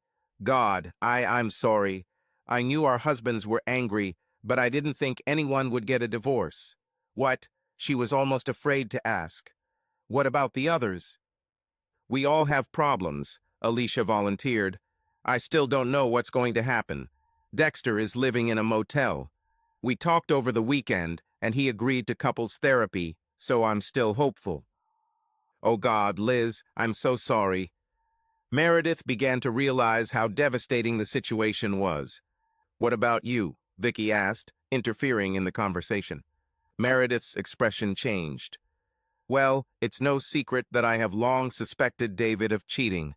That night, after the wedding, he confessed." "He admitted," Vanessa exclaimed. Meredith nodded her head slowly. Yeah, well, not right away. He started yelling at me as soon as we got in the car. Finally, when we got home, I was just so tired of it that I yelled back and asked, "What about you? How many women are there? Did you get laid?" I never had the courage to accuse him of anything before, so at first he was surprised. Then he got a guilty look on his face. Of course, Mindy put in, he knew he was caught. Yeah, he didn't even try to deny it.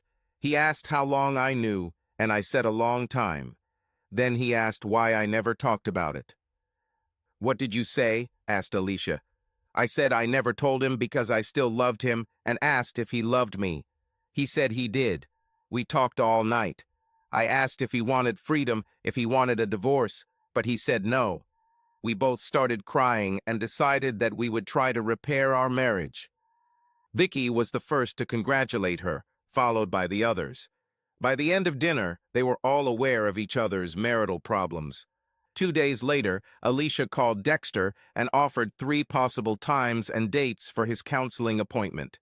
She explained that the therapist wanted to spend an hour with each of them individually at first. She had already scheduled her appointment, so Dexter chose one of the suggested times and Alicia booked it. Dexter had no idea what to expect. He has never been to any therapist. Will there be his and her sofas there? He thought with a smile. When he got out of the car, a 77 was flying over the building. He looked up. It was huge and so close that he could almost count the rivets on its belly. He watched it cut through the sky, fly over the O'Hare fence, and land on the runway. He waited until a small cloud of smoke indicated that he had landed safely before turning and entering the building. Inside, he looked at the handwritten room number and headed towards number 319. The first thing he noticed was a carved wooden sign on the wall of the small reception area. The perfect marriage is 2 imperfect people who refuse to give in to each other. It was a pleasant statement and made him smile. "Yes, sir. May I help you?" asked the receptionist. Yeah, I'm Dexter Samuelson. I have an appointment." "Of course, Mr. Samuelson. Let her know you're here." The young brunette pressed a button and announced his arrival. He heard the doctor's voice telling her to let him through. The doctor's name was Mrs. Angela Lindstrom. She was a rather simple woman in her early 30s. Dexter didn't like her way of communicating, but she seemed to know her stuff. At least the questions she asked were pointed and aimed at his problems. After the first hour, he may not have liked her, but he respected her. The second week was their first session together. Both knew it wouldn't be a walk in the park, but neither was prepared for Dr. Lindstrom's unconventional methods. She leaned back confidently in the leather chair. "Mrs. Samuelson, you told me about your feelings in this situation, which you did not express to Mr. Samuelson because you thought it sounded selfish. I want you to tell him about those feelings now." Alicia was taken by surprise. "Doctor, I told you this in confidence. I can't tell him this. It sounds terrible. I shouldn't even tell you this," she cried.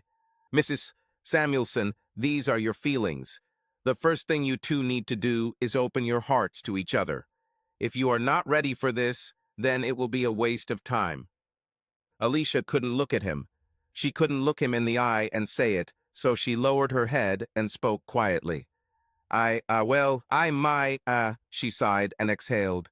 "You hurt my feelings. I know how that sounds after what I did, but it's the truth. I love you. I know I screwed up, but I can't believe you think I cheated on you before." Emotions were already overwhelming her. They hadn't been there even 10 minutes, and her eyes were already filled with tears. "Are you kidding? Did I hurt your feelings? Well, forgive me for everything. God, you tore my heart out, and I hurt your feelings."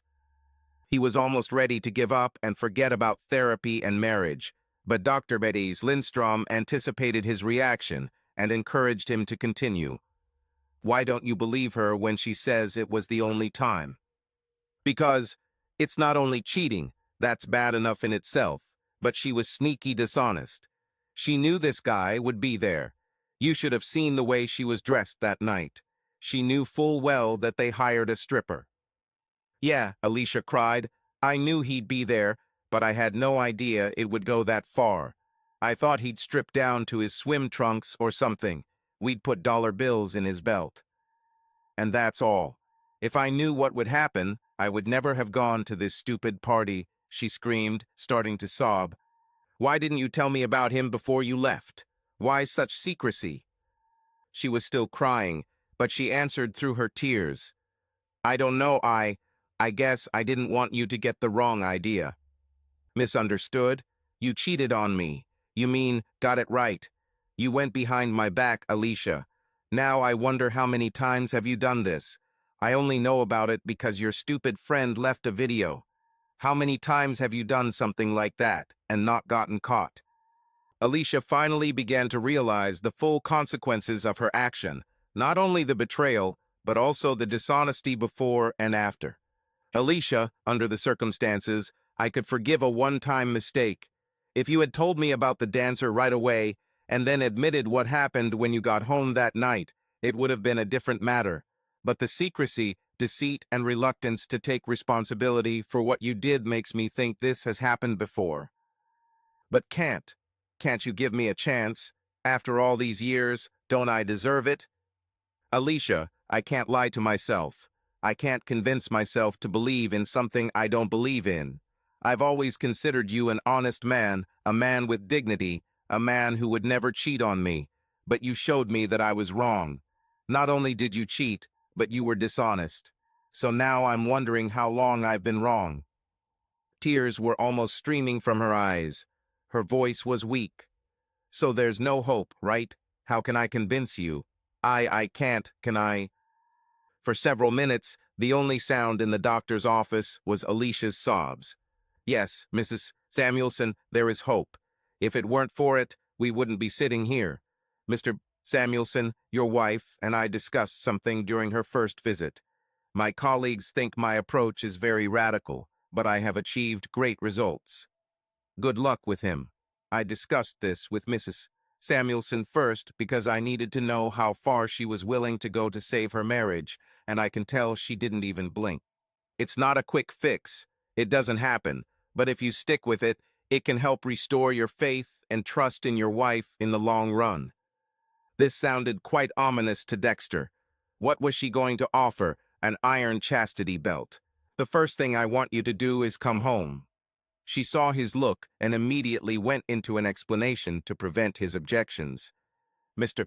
Samuelson, we need to restore some trust in your relationship. We can't do that if you sit in a motel room and wonder what your wife is doing, where she is, and who she is with. You need to know where she is, and that's why you need to be at home. He didn't particularly like it, but it sounded logical. This brings us to the second part of the program, she continued, turning to Dexter.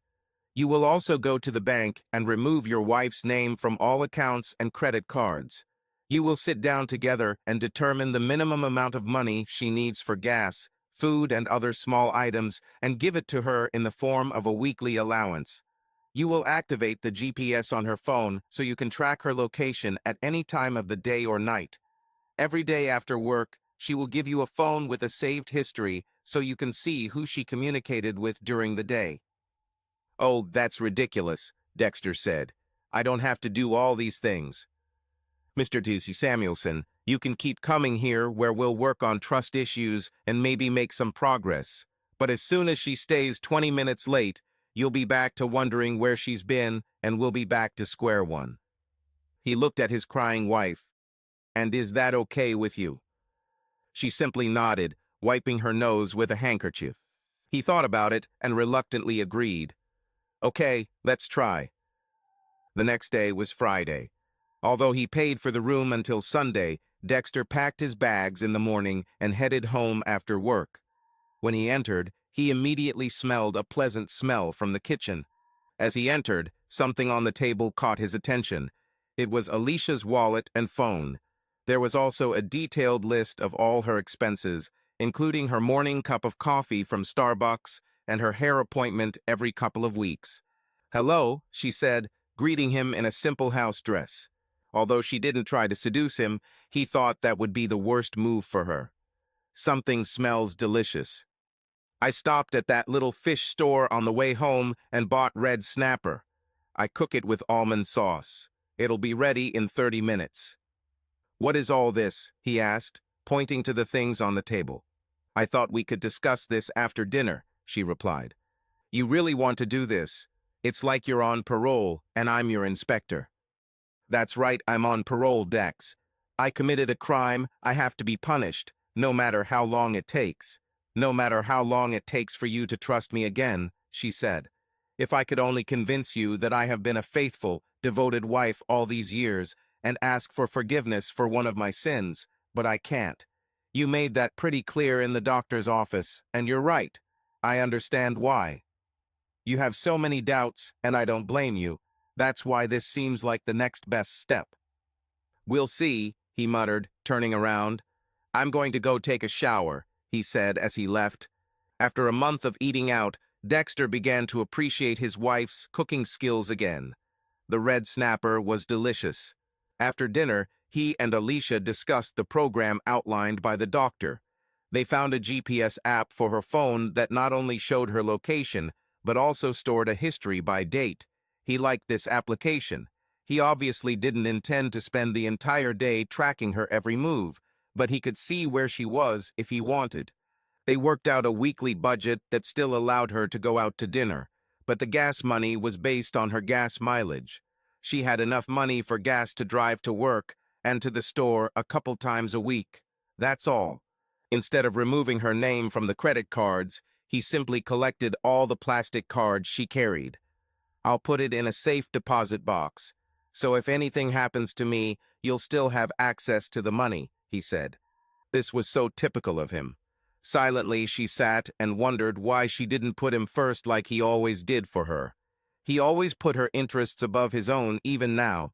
She remembered that damn party. If she didn't consider her friends more important than her own husband, she would never have caused him such pain. She sighed internally. There was nothing to be done now. Nothing other than try to regain his trust. They discussed everything except sleeping arrangements. I moved all my stuff into the other bedroom. She hoped that he would object and say that they would sleep together, but this did not happen. A flat-sounding, okay, was his only comment. I thought you'd want this, but if you'd rather sleep together, I'd. No, that's better, he said, not even letting her finish. She expected him to say this, but it still hurt to hear it. I have a couple hours of editing work to do, so is there anything else we haven't discussed? No, she replied. I think we're all done. Okay, then I'll be in the office. If you remember anything, let me know. And with these words, he stood up from the table and disappeared around the corner. Alicia went into the living room and curled up with a book. If she strained too hard, she could hear him working in the other room. Even with all their problems, it was good just to know he was back in the house. She felt safe when he was around. On weekends, they lived like housemates, nothing more. On Monday morning, Alicia was sitting at her desk when Vanessa walked in. One look, and she knew something was clearly wrong. It was obvious that she was crying. In fact, she was still sobbing as she passed by. Vanessa, what happened? Oh, Liz, she sobbed, Terry wants a divorce. What? Why? He knows. He knows about that party. How? He wasn't even at the reception. How did he know? Asked Alicia. Mindy's husband, Mark, he's crazy. He's suing the dancer and the company he worked for. I was called to testify, she said, starting to cry again. Terry was at home on Friday when I received the summons. He started asking questions, and when I couldn't answer, he got angry and started making calls. She wiped her eyes again. By this time, she already had a small audience of other secretaries. I don't know who he called, but by Sunday, he had a copy of that damn video. She was sobbing and trying to catch her breath. I looked like such a damn bitch. She sobbed. Sorry, Mindy said, apologizing for her husband. I knew Mark was going against the dancer, but I never thought it would affect you. Now what's going on? It was Mr. Tertiu Johnson.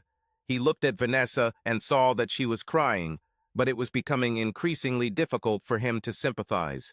He had a business to run, and for the past month his secretaries had had one disaster after another. His patience was running out. I'm sorry, Mr. Bridges Johnson, Vanessa muttered. I'll be fine, girls, she said, turning back to her friends.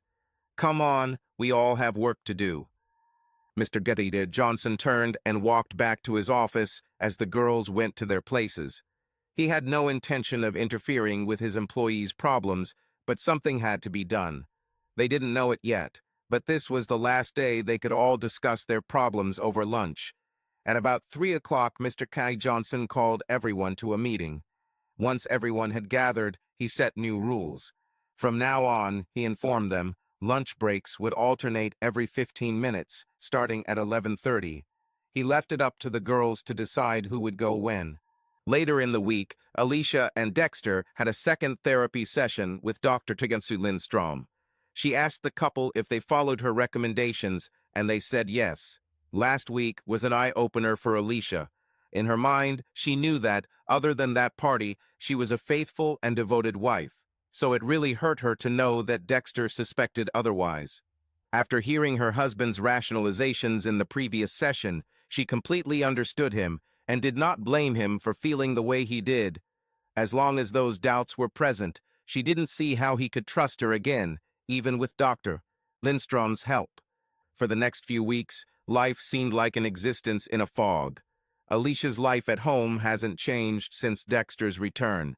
Every day she put the phone on the table so he could check it when he got home. Sometimes he did it, sometimes he didn't. During all this time, they never made love or had any sexual contact. He never kissed her or even told her that he loved her. He was no longer the man she married. He never returned home smiling and in a good mood like before. His lips rarely moved upward, and she saw only sadness in his eyes. She knew that this must have affected his professional life as well as his personal life, but he didn't tell her about work anymore. She missed the stories he told about how things went wrong on set. Somehow, he always made them funny. It was the same at work. The boss's new rules not only disrupted their lunch breaks, but also showed them that he was tired of all the drama in the office, and they knew that he had no qualms about firing people. Everyone began to pull away and keep their marriage problems to themselves, even though they were all in it together. Alicia found it difficult to know whether her sessions with Dr. Sainz Lindstrom were actually helping. She was grateful that Dexter was back home, but she had doubts about whether he still loved her. It took her a while to work up the courage to ask, and she thought she might need support when she did, so she waited until their 5th therapy session. "Dexter," she said, taking a deep breath and looking at him. "Do you still love me?" The doctor sat quietly in her chair and waited with Alicia for his answer. "You don't think I still love you?" he flared up. I'm asking. Since you came home, we barely talk, and you don't say it anymore. You never say you love me." "Do you think I would do all this if I didn't love you?" he asked. "Mr. Samuelson," Dr. Lindstrom interrupted. It was a direct question, and it deserved a direct and honest answer. He looked into the troubled face of the woman who had betrayed him and gave the only answer he could. Yes, of course I still love you, but no one has ever hurt me like this, and I just don't know how to deal with it." Earlier that day, Alicia had thought about giving up, but his answer gave her new hope. As long as he still answered yes to her question, she would never give up. On the car ride home that night, she had an idea, but in the current climate, it was impossible. How? She had to think about that. The next morning was the end of the work week. When Alicia entered the office, her eyes met Vanessa's. They were red again. As she wondered what new fate had befallen her friend, Vanessa stood up and walked over. Can you talk to me for a few minutes, Liz?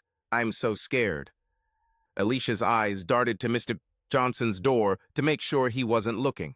"Don't worry, Mr. Q. Johnson left for a meeting before 11, Vanessa said. "Okay," Alicia replied. "Let's go to the break room."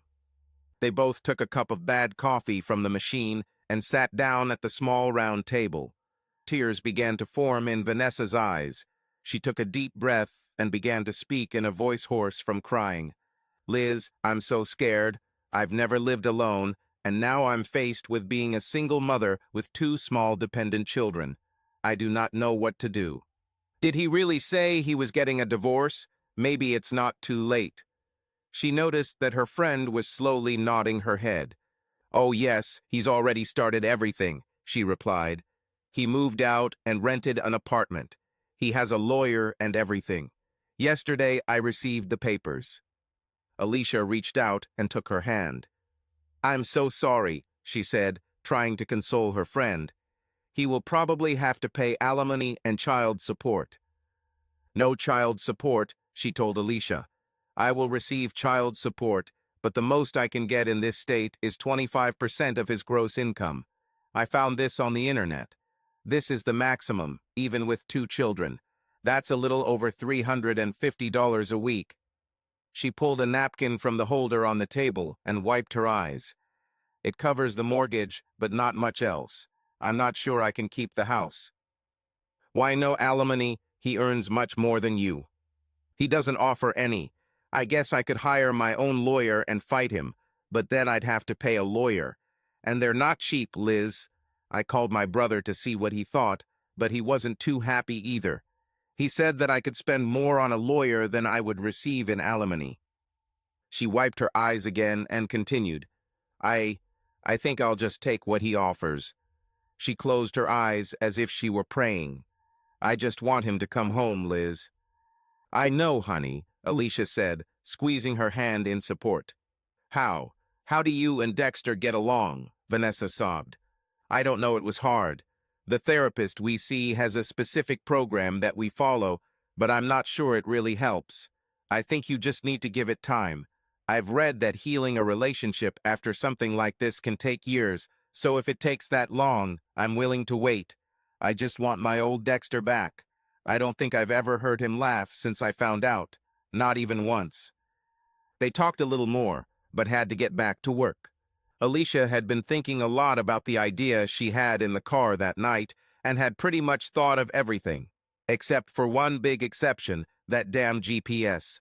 She couldn't tell Dexter what she was planning, and she had no idea how many times a day he checked her location, if at all. She just had to take a calculated risk. That night, as soon as she got home, Alicia ran to his office and checked her husband's work schedule. Next week, he will be very busy on Monday, Tuesday, and Wednesday with a major shoot. He will be in the studio for some time, but there will also be 3 location shoots. This was perfect, she thought. Most likely, he will be so busy that he will not have time to check my GPS. The weekend passed quietly, like all recent ones. Early Monday morning, Alicia stood at her dresser and closed her purse with great sadness. She took a deep breath and strengthened her resolve, knowing that this was the only way out. As soon as the chaos of Monday morning died down at work, she asked to speak with Mr. Johnson. Mr. Johnson, I know I shouldn't ask, and believe me, if it weren't so important, I wouldn't, but, well, sir, I have to leave work tomorrow afternoon. Mr. Barre Johnson just looked at her and sighed. Tell me, Mrs. Samuelson, what can I do to stop this from happening again? Sir?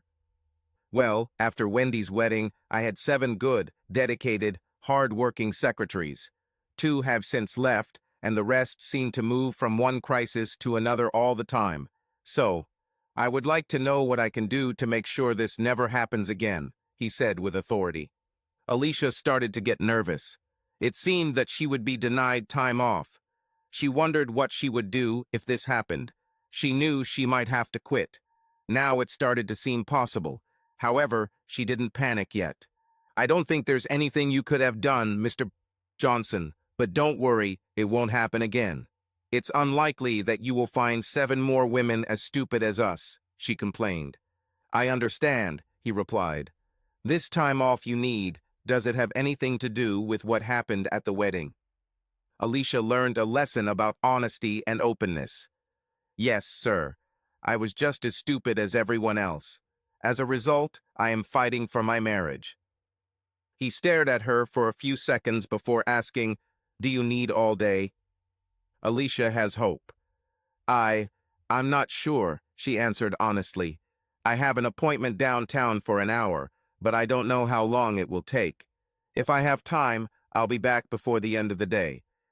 Okay, he said. Just try to get as much done as you can in the morning. Yes, sir. I'll make sure everything is done before I leave. And thank you, sir. He looked at her a little thoughtfully. My wife and I will be celebrating our 40th anniversary this year. We've both made mistakes, not the ones you're talking about, but let's just say things weren't always smooth sailing. However, after all the ups and downs, we are still together and still love each other very much. I wish everyone could have what we have after 40 years.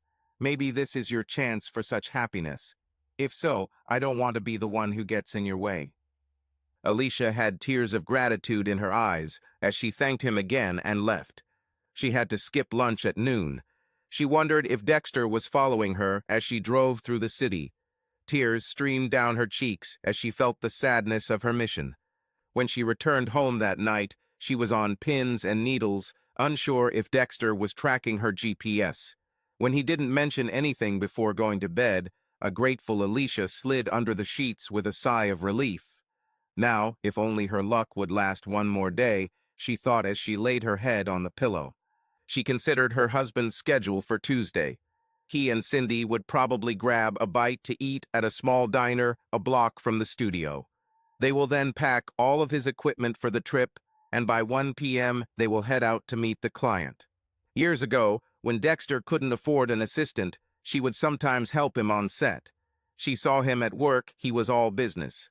Once he got there and started working, she knew he would never look at the tracking device on his phone.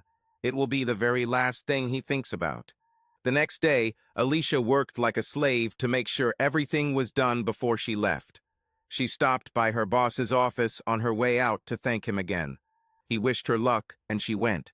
Just like the day before, she was nervous. She looked at the car clock and saw that it was only 12:30. She imagined Cindy and Dexter loading his SUV with suitcases containing lighting equipment, light stands, battery packs, cameras, and all the other equipment he takes to filming. She wondered if he would look at the phone before leaving. If so, will he call to find out where she's going or wait until the evening and ask when she'll be back? She did not know. All she could do was wait and watch. Finally, it was all over.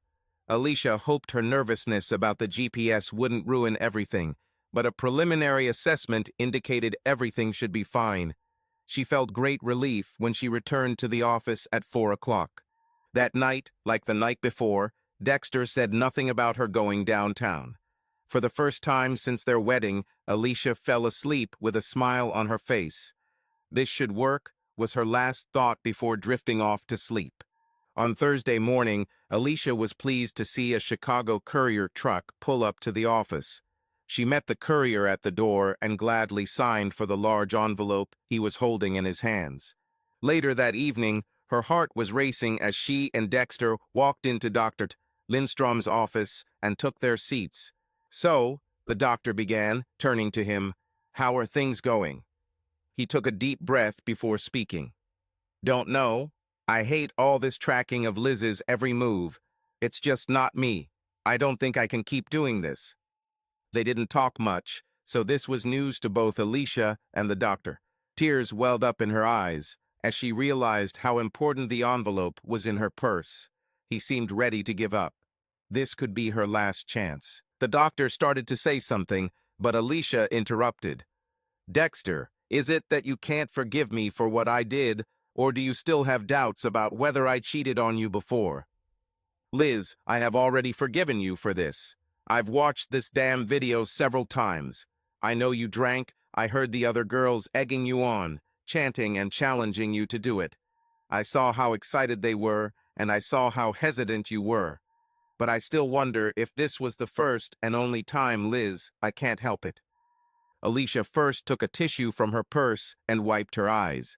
Then she reached into her purse again and pulled out an envelope. "Here," she said, handing it to him. "What is this?" "Open it," she replied. He read the return address. The company name and logo were printed in the upper left corner.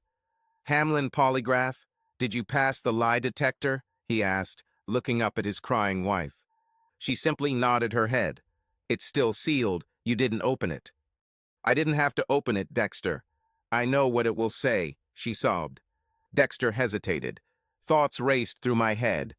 Was this what he was waiting for? Proof that this was a one-time event? Or will this be the final nail in the coffin? He looked at Dr. Doe Lindstrom as if seeking advice. Well, come on, open it, she told him. He tore the envelope and pulled out the contents. There were several loose pages on top and one long page folded like an accordion. He took the first page in his hands and began to read. According to this operator, the client answered the following questions truthfully and without deception. There were several more legal statements, but he was interested in the first phrase. It was signed by someone named James Uhel, and underneath his name was his license number. Can I take a look? Dr. Lindstrom asked, leaning forward in her chair and extending her hand across the table. Dexter handed over the first page and looked at the second. I know this company, Mr. Samuelson. They are highly regarded as one of the best in the city. Jim Uhel is one of their most experienced operators. Dexter was too busy reading the second page to pay attention to the doctor's words. He recognized the first few questions as so-called basic questions. She was asked things like, is your married name Alicia Samuelson? Your maiden name is Hackett. She was asked how old she was, and she answered in the negative. She was asked if she lived at their address and asked a few more personal questions. Dexter scrolled through the obvious questions until he found the one he was looking for. Question: since your marriage, how many men other than your husband have you had sexual relations with? Answer: 1. The word truth was printed next to her answer. This was followed by several of the usual questions until another one came along that caught Dexter's attention. Question: since your marriage, how many times have you had sexual relations with someone other than your husband? Answer: 1. Again, the word truth was next to it. Dexter, reading 3 pages of questions, noticed that they returned to this basic question again and again, but it was asked in different ways. He reappeared on the next page. Question: before the May 10th incident, had you had any sexual relations with anyone other than your husband since your marriage? Answer: no. Dexter was so engrossed in reading the report that he was completely unaware of what was happening around him. He began to study the actual lie detector sheet, but could not make it out. It didn't matter. This was the proof he was waiting for. He wondered why he didn't think of a lie detector in the beginning. It would certainly have saved both of them a lot of suffering. Then it dawned on him. He looked at his wife with hope in his eyes. It should have cost a couple $100, at least. More like $450, the doctor intervened. He looked at her and then back at his wife. $450? Where did you get the money to pay for this? Alicia looked down at the napkin she now held in her lap. She barely managed to say the words. I sold my grandmother's ring, she admitted quietly. Dexter was stunned. Oh, Alicia, why, that ring meant everything to you. For what? No, Dexter, the ring meant a lot, but you're the only one who means everything to me, she said. Dexter looked at Dr. Lindstrom's somewhat puzzled face and explained, it was a family heirloom. Her grandmother personally gave it to her just hours before she died. He looked back at Alicia, but still addressed the doctor. She absolutely treasured that ring. Why didn't you just ask me for money? He asked. I wasn't sure what you would say. We didn't talk much for a few weeks. I didn't know what you were thinking. I was afraid that you would say no, and then what would I do? It was my only hope, and I couldn't risk you stopping me somehow, she sobbed. Darling, I wish I had thought about this a long time ago. You should have contacted me. I'm so sorry about the ring. I am very sorry. Alicia felt her heart start beating again after weeks of stagnation. Both she and the doctor understood the term of endearment. It was the first time in a long time that he had called her anything other than her name, and for the first time in weeks there was no anger in his voice. Selling her grandmother's ring was probably the hardest thing she had to do, but if it meant getting her husband back, it would be worth it. Alicia raised the wet wipe to her eyes again and wiped away the tears. Please forgive me, Dexter. I'm so sorry I hurt you. Between the video and the lie detector in his hands, Dexter was confident in his decision. We are all human, we all have weaknesses. Sometimes love is not only about never saying sorry, but also about forgiving. Selling her grandmother's ring was the most selfless act of true love he could imagine. Now it was his turn. He stood up from his chair, placed the papers on the corner of Dr. Lindstrom's desk, and walked over to his wife. Alicia saw love and forgiveness in his eyes. On weak knees, she rose to accept his embrace. "Oh, my dear," he murmured as they embraced. Alicia wanted to tell him again how sorry she was, but she couldn't say a word between her sobs. She felt his strong hands stroking her back as her body shook with crying. "Okay, okay, honey, everything will be okay," he said, trying to comfort her. He pulled away and placed his hands on either side of her face. He gently took her chin and raised her head to kiss her tenderly. "I forgive you, darling." He grabbed her chin and lifted her head slightly to kiss her. "Just don't ever do that again," he said with a slight smile. "Oh, Dexter," she cried, hugging him. "I will never hurt you again. Never, never, never." "Well, I think our session is over," the doctor said. They almost forgot about her. Dexter turned his head towards the smiling doctor. "Yes, and I don't think we'll be back again." Dr.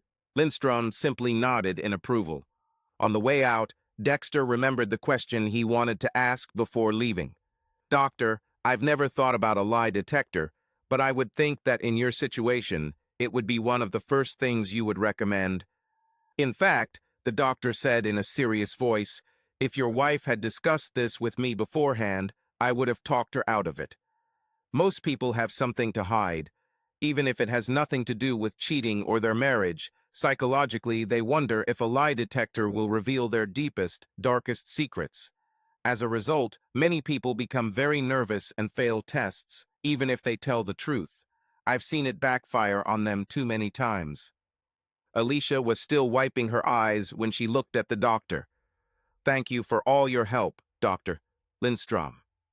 The doctor smiled widely again. "Please, Mrs. Samuelson, I wish you both nothing but happiness." In the car, Alicia tried to apologize again, but Dexter told her, "That's enough, honey, enough. From here, we pick up the pieces and move on. I won't say it still doesn't hurt, but I know it wasn't intentional, and I now know it was the first and last time. When we get home, you will return your things to the bedroom." Alicia almost couldn't wait for Dexter to open the door before running upstairs and moving her things. It didn't take long. She was almost exhausted from running back and forth when she finished and found her forgiving husband in his office. Still a little apprehensive, she stood in the doorway and asked, Can I kiss you?" "You have to kiss me or the whole deal is off," he joked. For the first time in a long time, she saw his sense of humor. She literally jumped into his lap and wrapped her arms around his neck before kissing him passionately. "God, I love you so much," she boasted, pressing her lips to his again. They hadn't even left each other yet when Dexter had already made up his mind, editing be damned. "Come on," he said, standing up and taking her hand. "It's time to start picking up those pieces I've been talking about. This time there will be no blindfolds, no role-playing games, no gymnastics in the bedroom. It's time for both to reaffirm their love for each other." When Alicia looked into his eyes, she saw no more anger or pain, only devotion. He leaned down and kissed her very tenderly on the lips. Instinctively, she lifted her chin so he could continue kissing her neck and face. They had gentle sex. As they both tried to regain normal breathing, they hugged silently. They knew that it was all over. The most difficult period of their lives was now in the past. It was official. Over the next week, things started to feel more normal. Cindy immediately noticed a change in her boss. He started having fun again. Dexter had truly forgiven his wife. Now she just needed to forgive herself. But still, there was one thing that worried him, one thing that still made him uneasy. Dexter was busy in the studio. He sent Cindy to get props for the upcoming shoot while he worked on a small stage that needed to be prepared for the background. He had just hammered in the final nail when he remembered the GPS. He dropped the hammer and took out his phone. Gotcha, he exclaimed out loud. There was not a second to think. He hurried to the desk in his office and wrote a note for Cindy. "I'll be back soon," was all it said. He ran out to the car and went to the address he saw on the device. He wasn't sure what he would find when he got there, but he prayed he wouldn't be too late. "Happy birthday, honey," Dexter said, handing Alicia a birthday card and kissing her afterwards. She purred as their lips parted. "Thank you, darling." She smiled as she read the card. Her smile grew even wider when she read his handwritten note inside, saying that he was taking her to dinner and dancing. It was a wonderful evening. The dinner was delicious, and Dexter spun the birthday girl around the dance floor until she couldn't dance another step. Later that night, they enjoyed a glass of wine while cuddling in the privacy of their living room. It had been 2 months since they had last left Dr. Zed's Lindstrom's office. It's finally time for Dexter to explain everything. Alicia hugged her husband a little tighter. "Thank you, darling. Tonight was perfect." "Not really," he replied. The wounds of the past were still very fresh in her mind. Suddenly, Alicia pulled away to study his face. "What do you mean?" She looked worried. "I haven't given you a present yet," he said, taking a small box from his pocket. Although it was slightly wrinkled from being in his pants, it was wearing a bright red bow. Alicia took it from his fingers and looked at him. "Can I open it?" "Sure, unless you want to wait until Christmas," he laughed. When she took the lid off the box, her eyes widened and her mouth fell open. Her pulse began to quicken, and she took a deep breath. "Darling, how? Where are you?" Tears filled her beautiful blue eyes and rolled down her cheeks. She tenderly and reverently took her grandmother's ring from the box. I never thought I'd see that ring again. How did you find him?" "While I appreciate what you did," Dexter replied, "I just couldn't accept that you had to give up something so precious to prove your love for me. Then I remembered that the GPS on my phone has a history. I've returned along routes you've only taken once. I knew it wasn't a hair salon or a restaurant, so I looked at the address. It was a pawn shop. This should have been where you sold the ring." "And they still had it, after all this time?" "Well, not really," he said, a little embarrassed. "I've had it for a while now. I actually got it just a few days after we got back together. I was going to give it to you right away, but you thought you needed to punish me a little more. I can't blame you for that," she said, wiping away tears of joy. "Yeah, well, your birthday was just a couple of months away. I thought it would be a good time for a gift." "Oh God, darling, I swear on this ring that I will be the most faithful and loving wife a man could dream of," she sobbed, hugging him and showering him with kisses. "Never has one party brought so much destruction to so many people's lives, at least not in this city." Vicky thought she was lucky. Her husband never had much of a temperament, and other than the silent treatment, she didn't think that her little incident with sex would cause big problems in their marriage. She was wrong. Over time, her husband became more and more estranged. He lost interest in sex in her and in their marriage. He eventually found another woman and divorced Vicky. He never liked confrontation, but when it was all over, Vicky looked back and realized that their problems began on that fateful day in May. Mindy's husband, Mark, was forced to drop his lawsuit against the company, but managed to get the dancer fired. He considered it a small victory. The divorce battle lasted for months. Mark hired an experienced lawyer and went on the offensive. In an attempt to gain full custody of their 4-year-old son, he tried to declare Mindy an unfit mother. Mindy was fighting for her existence. In the end, she was able to avoid being charged with unfitness and was awarded custody of their son, along with a small amount of child support, but not much more. Sylvia and Manny are still fighting. They spent more than 2 years in counseling and went through 3 therapists. They are still together, but the marriage is not the same as it used to be. Manny would never fully trust his wife again and subjected her to repeated interrogations. Every day she regrets pulling down the dancer's thong. Now she prays every day that Manny will truly forgive her, but it doesn't look like that will happen anytime soon. Meredith and David were able to fix everything. After each found out about the other's infidelity, they actually talked to each other for the first time in years. Both discovered that there was still a smoldering spark in their marriage and made efforts to fan the flames. They promised each other not to cheat or take each other for granted anymore, but to work on their relationship. So far, so good. Vanessa was out of luck. Terry hated all the travel he had to do for work. He always preferred to be at home with his wife and children.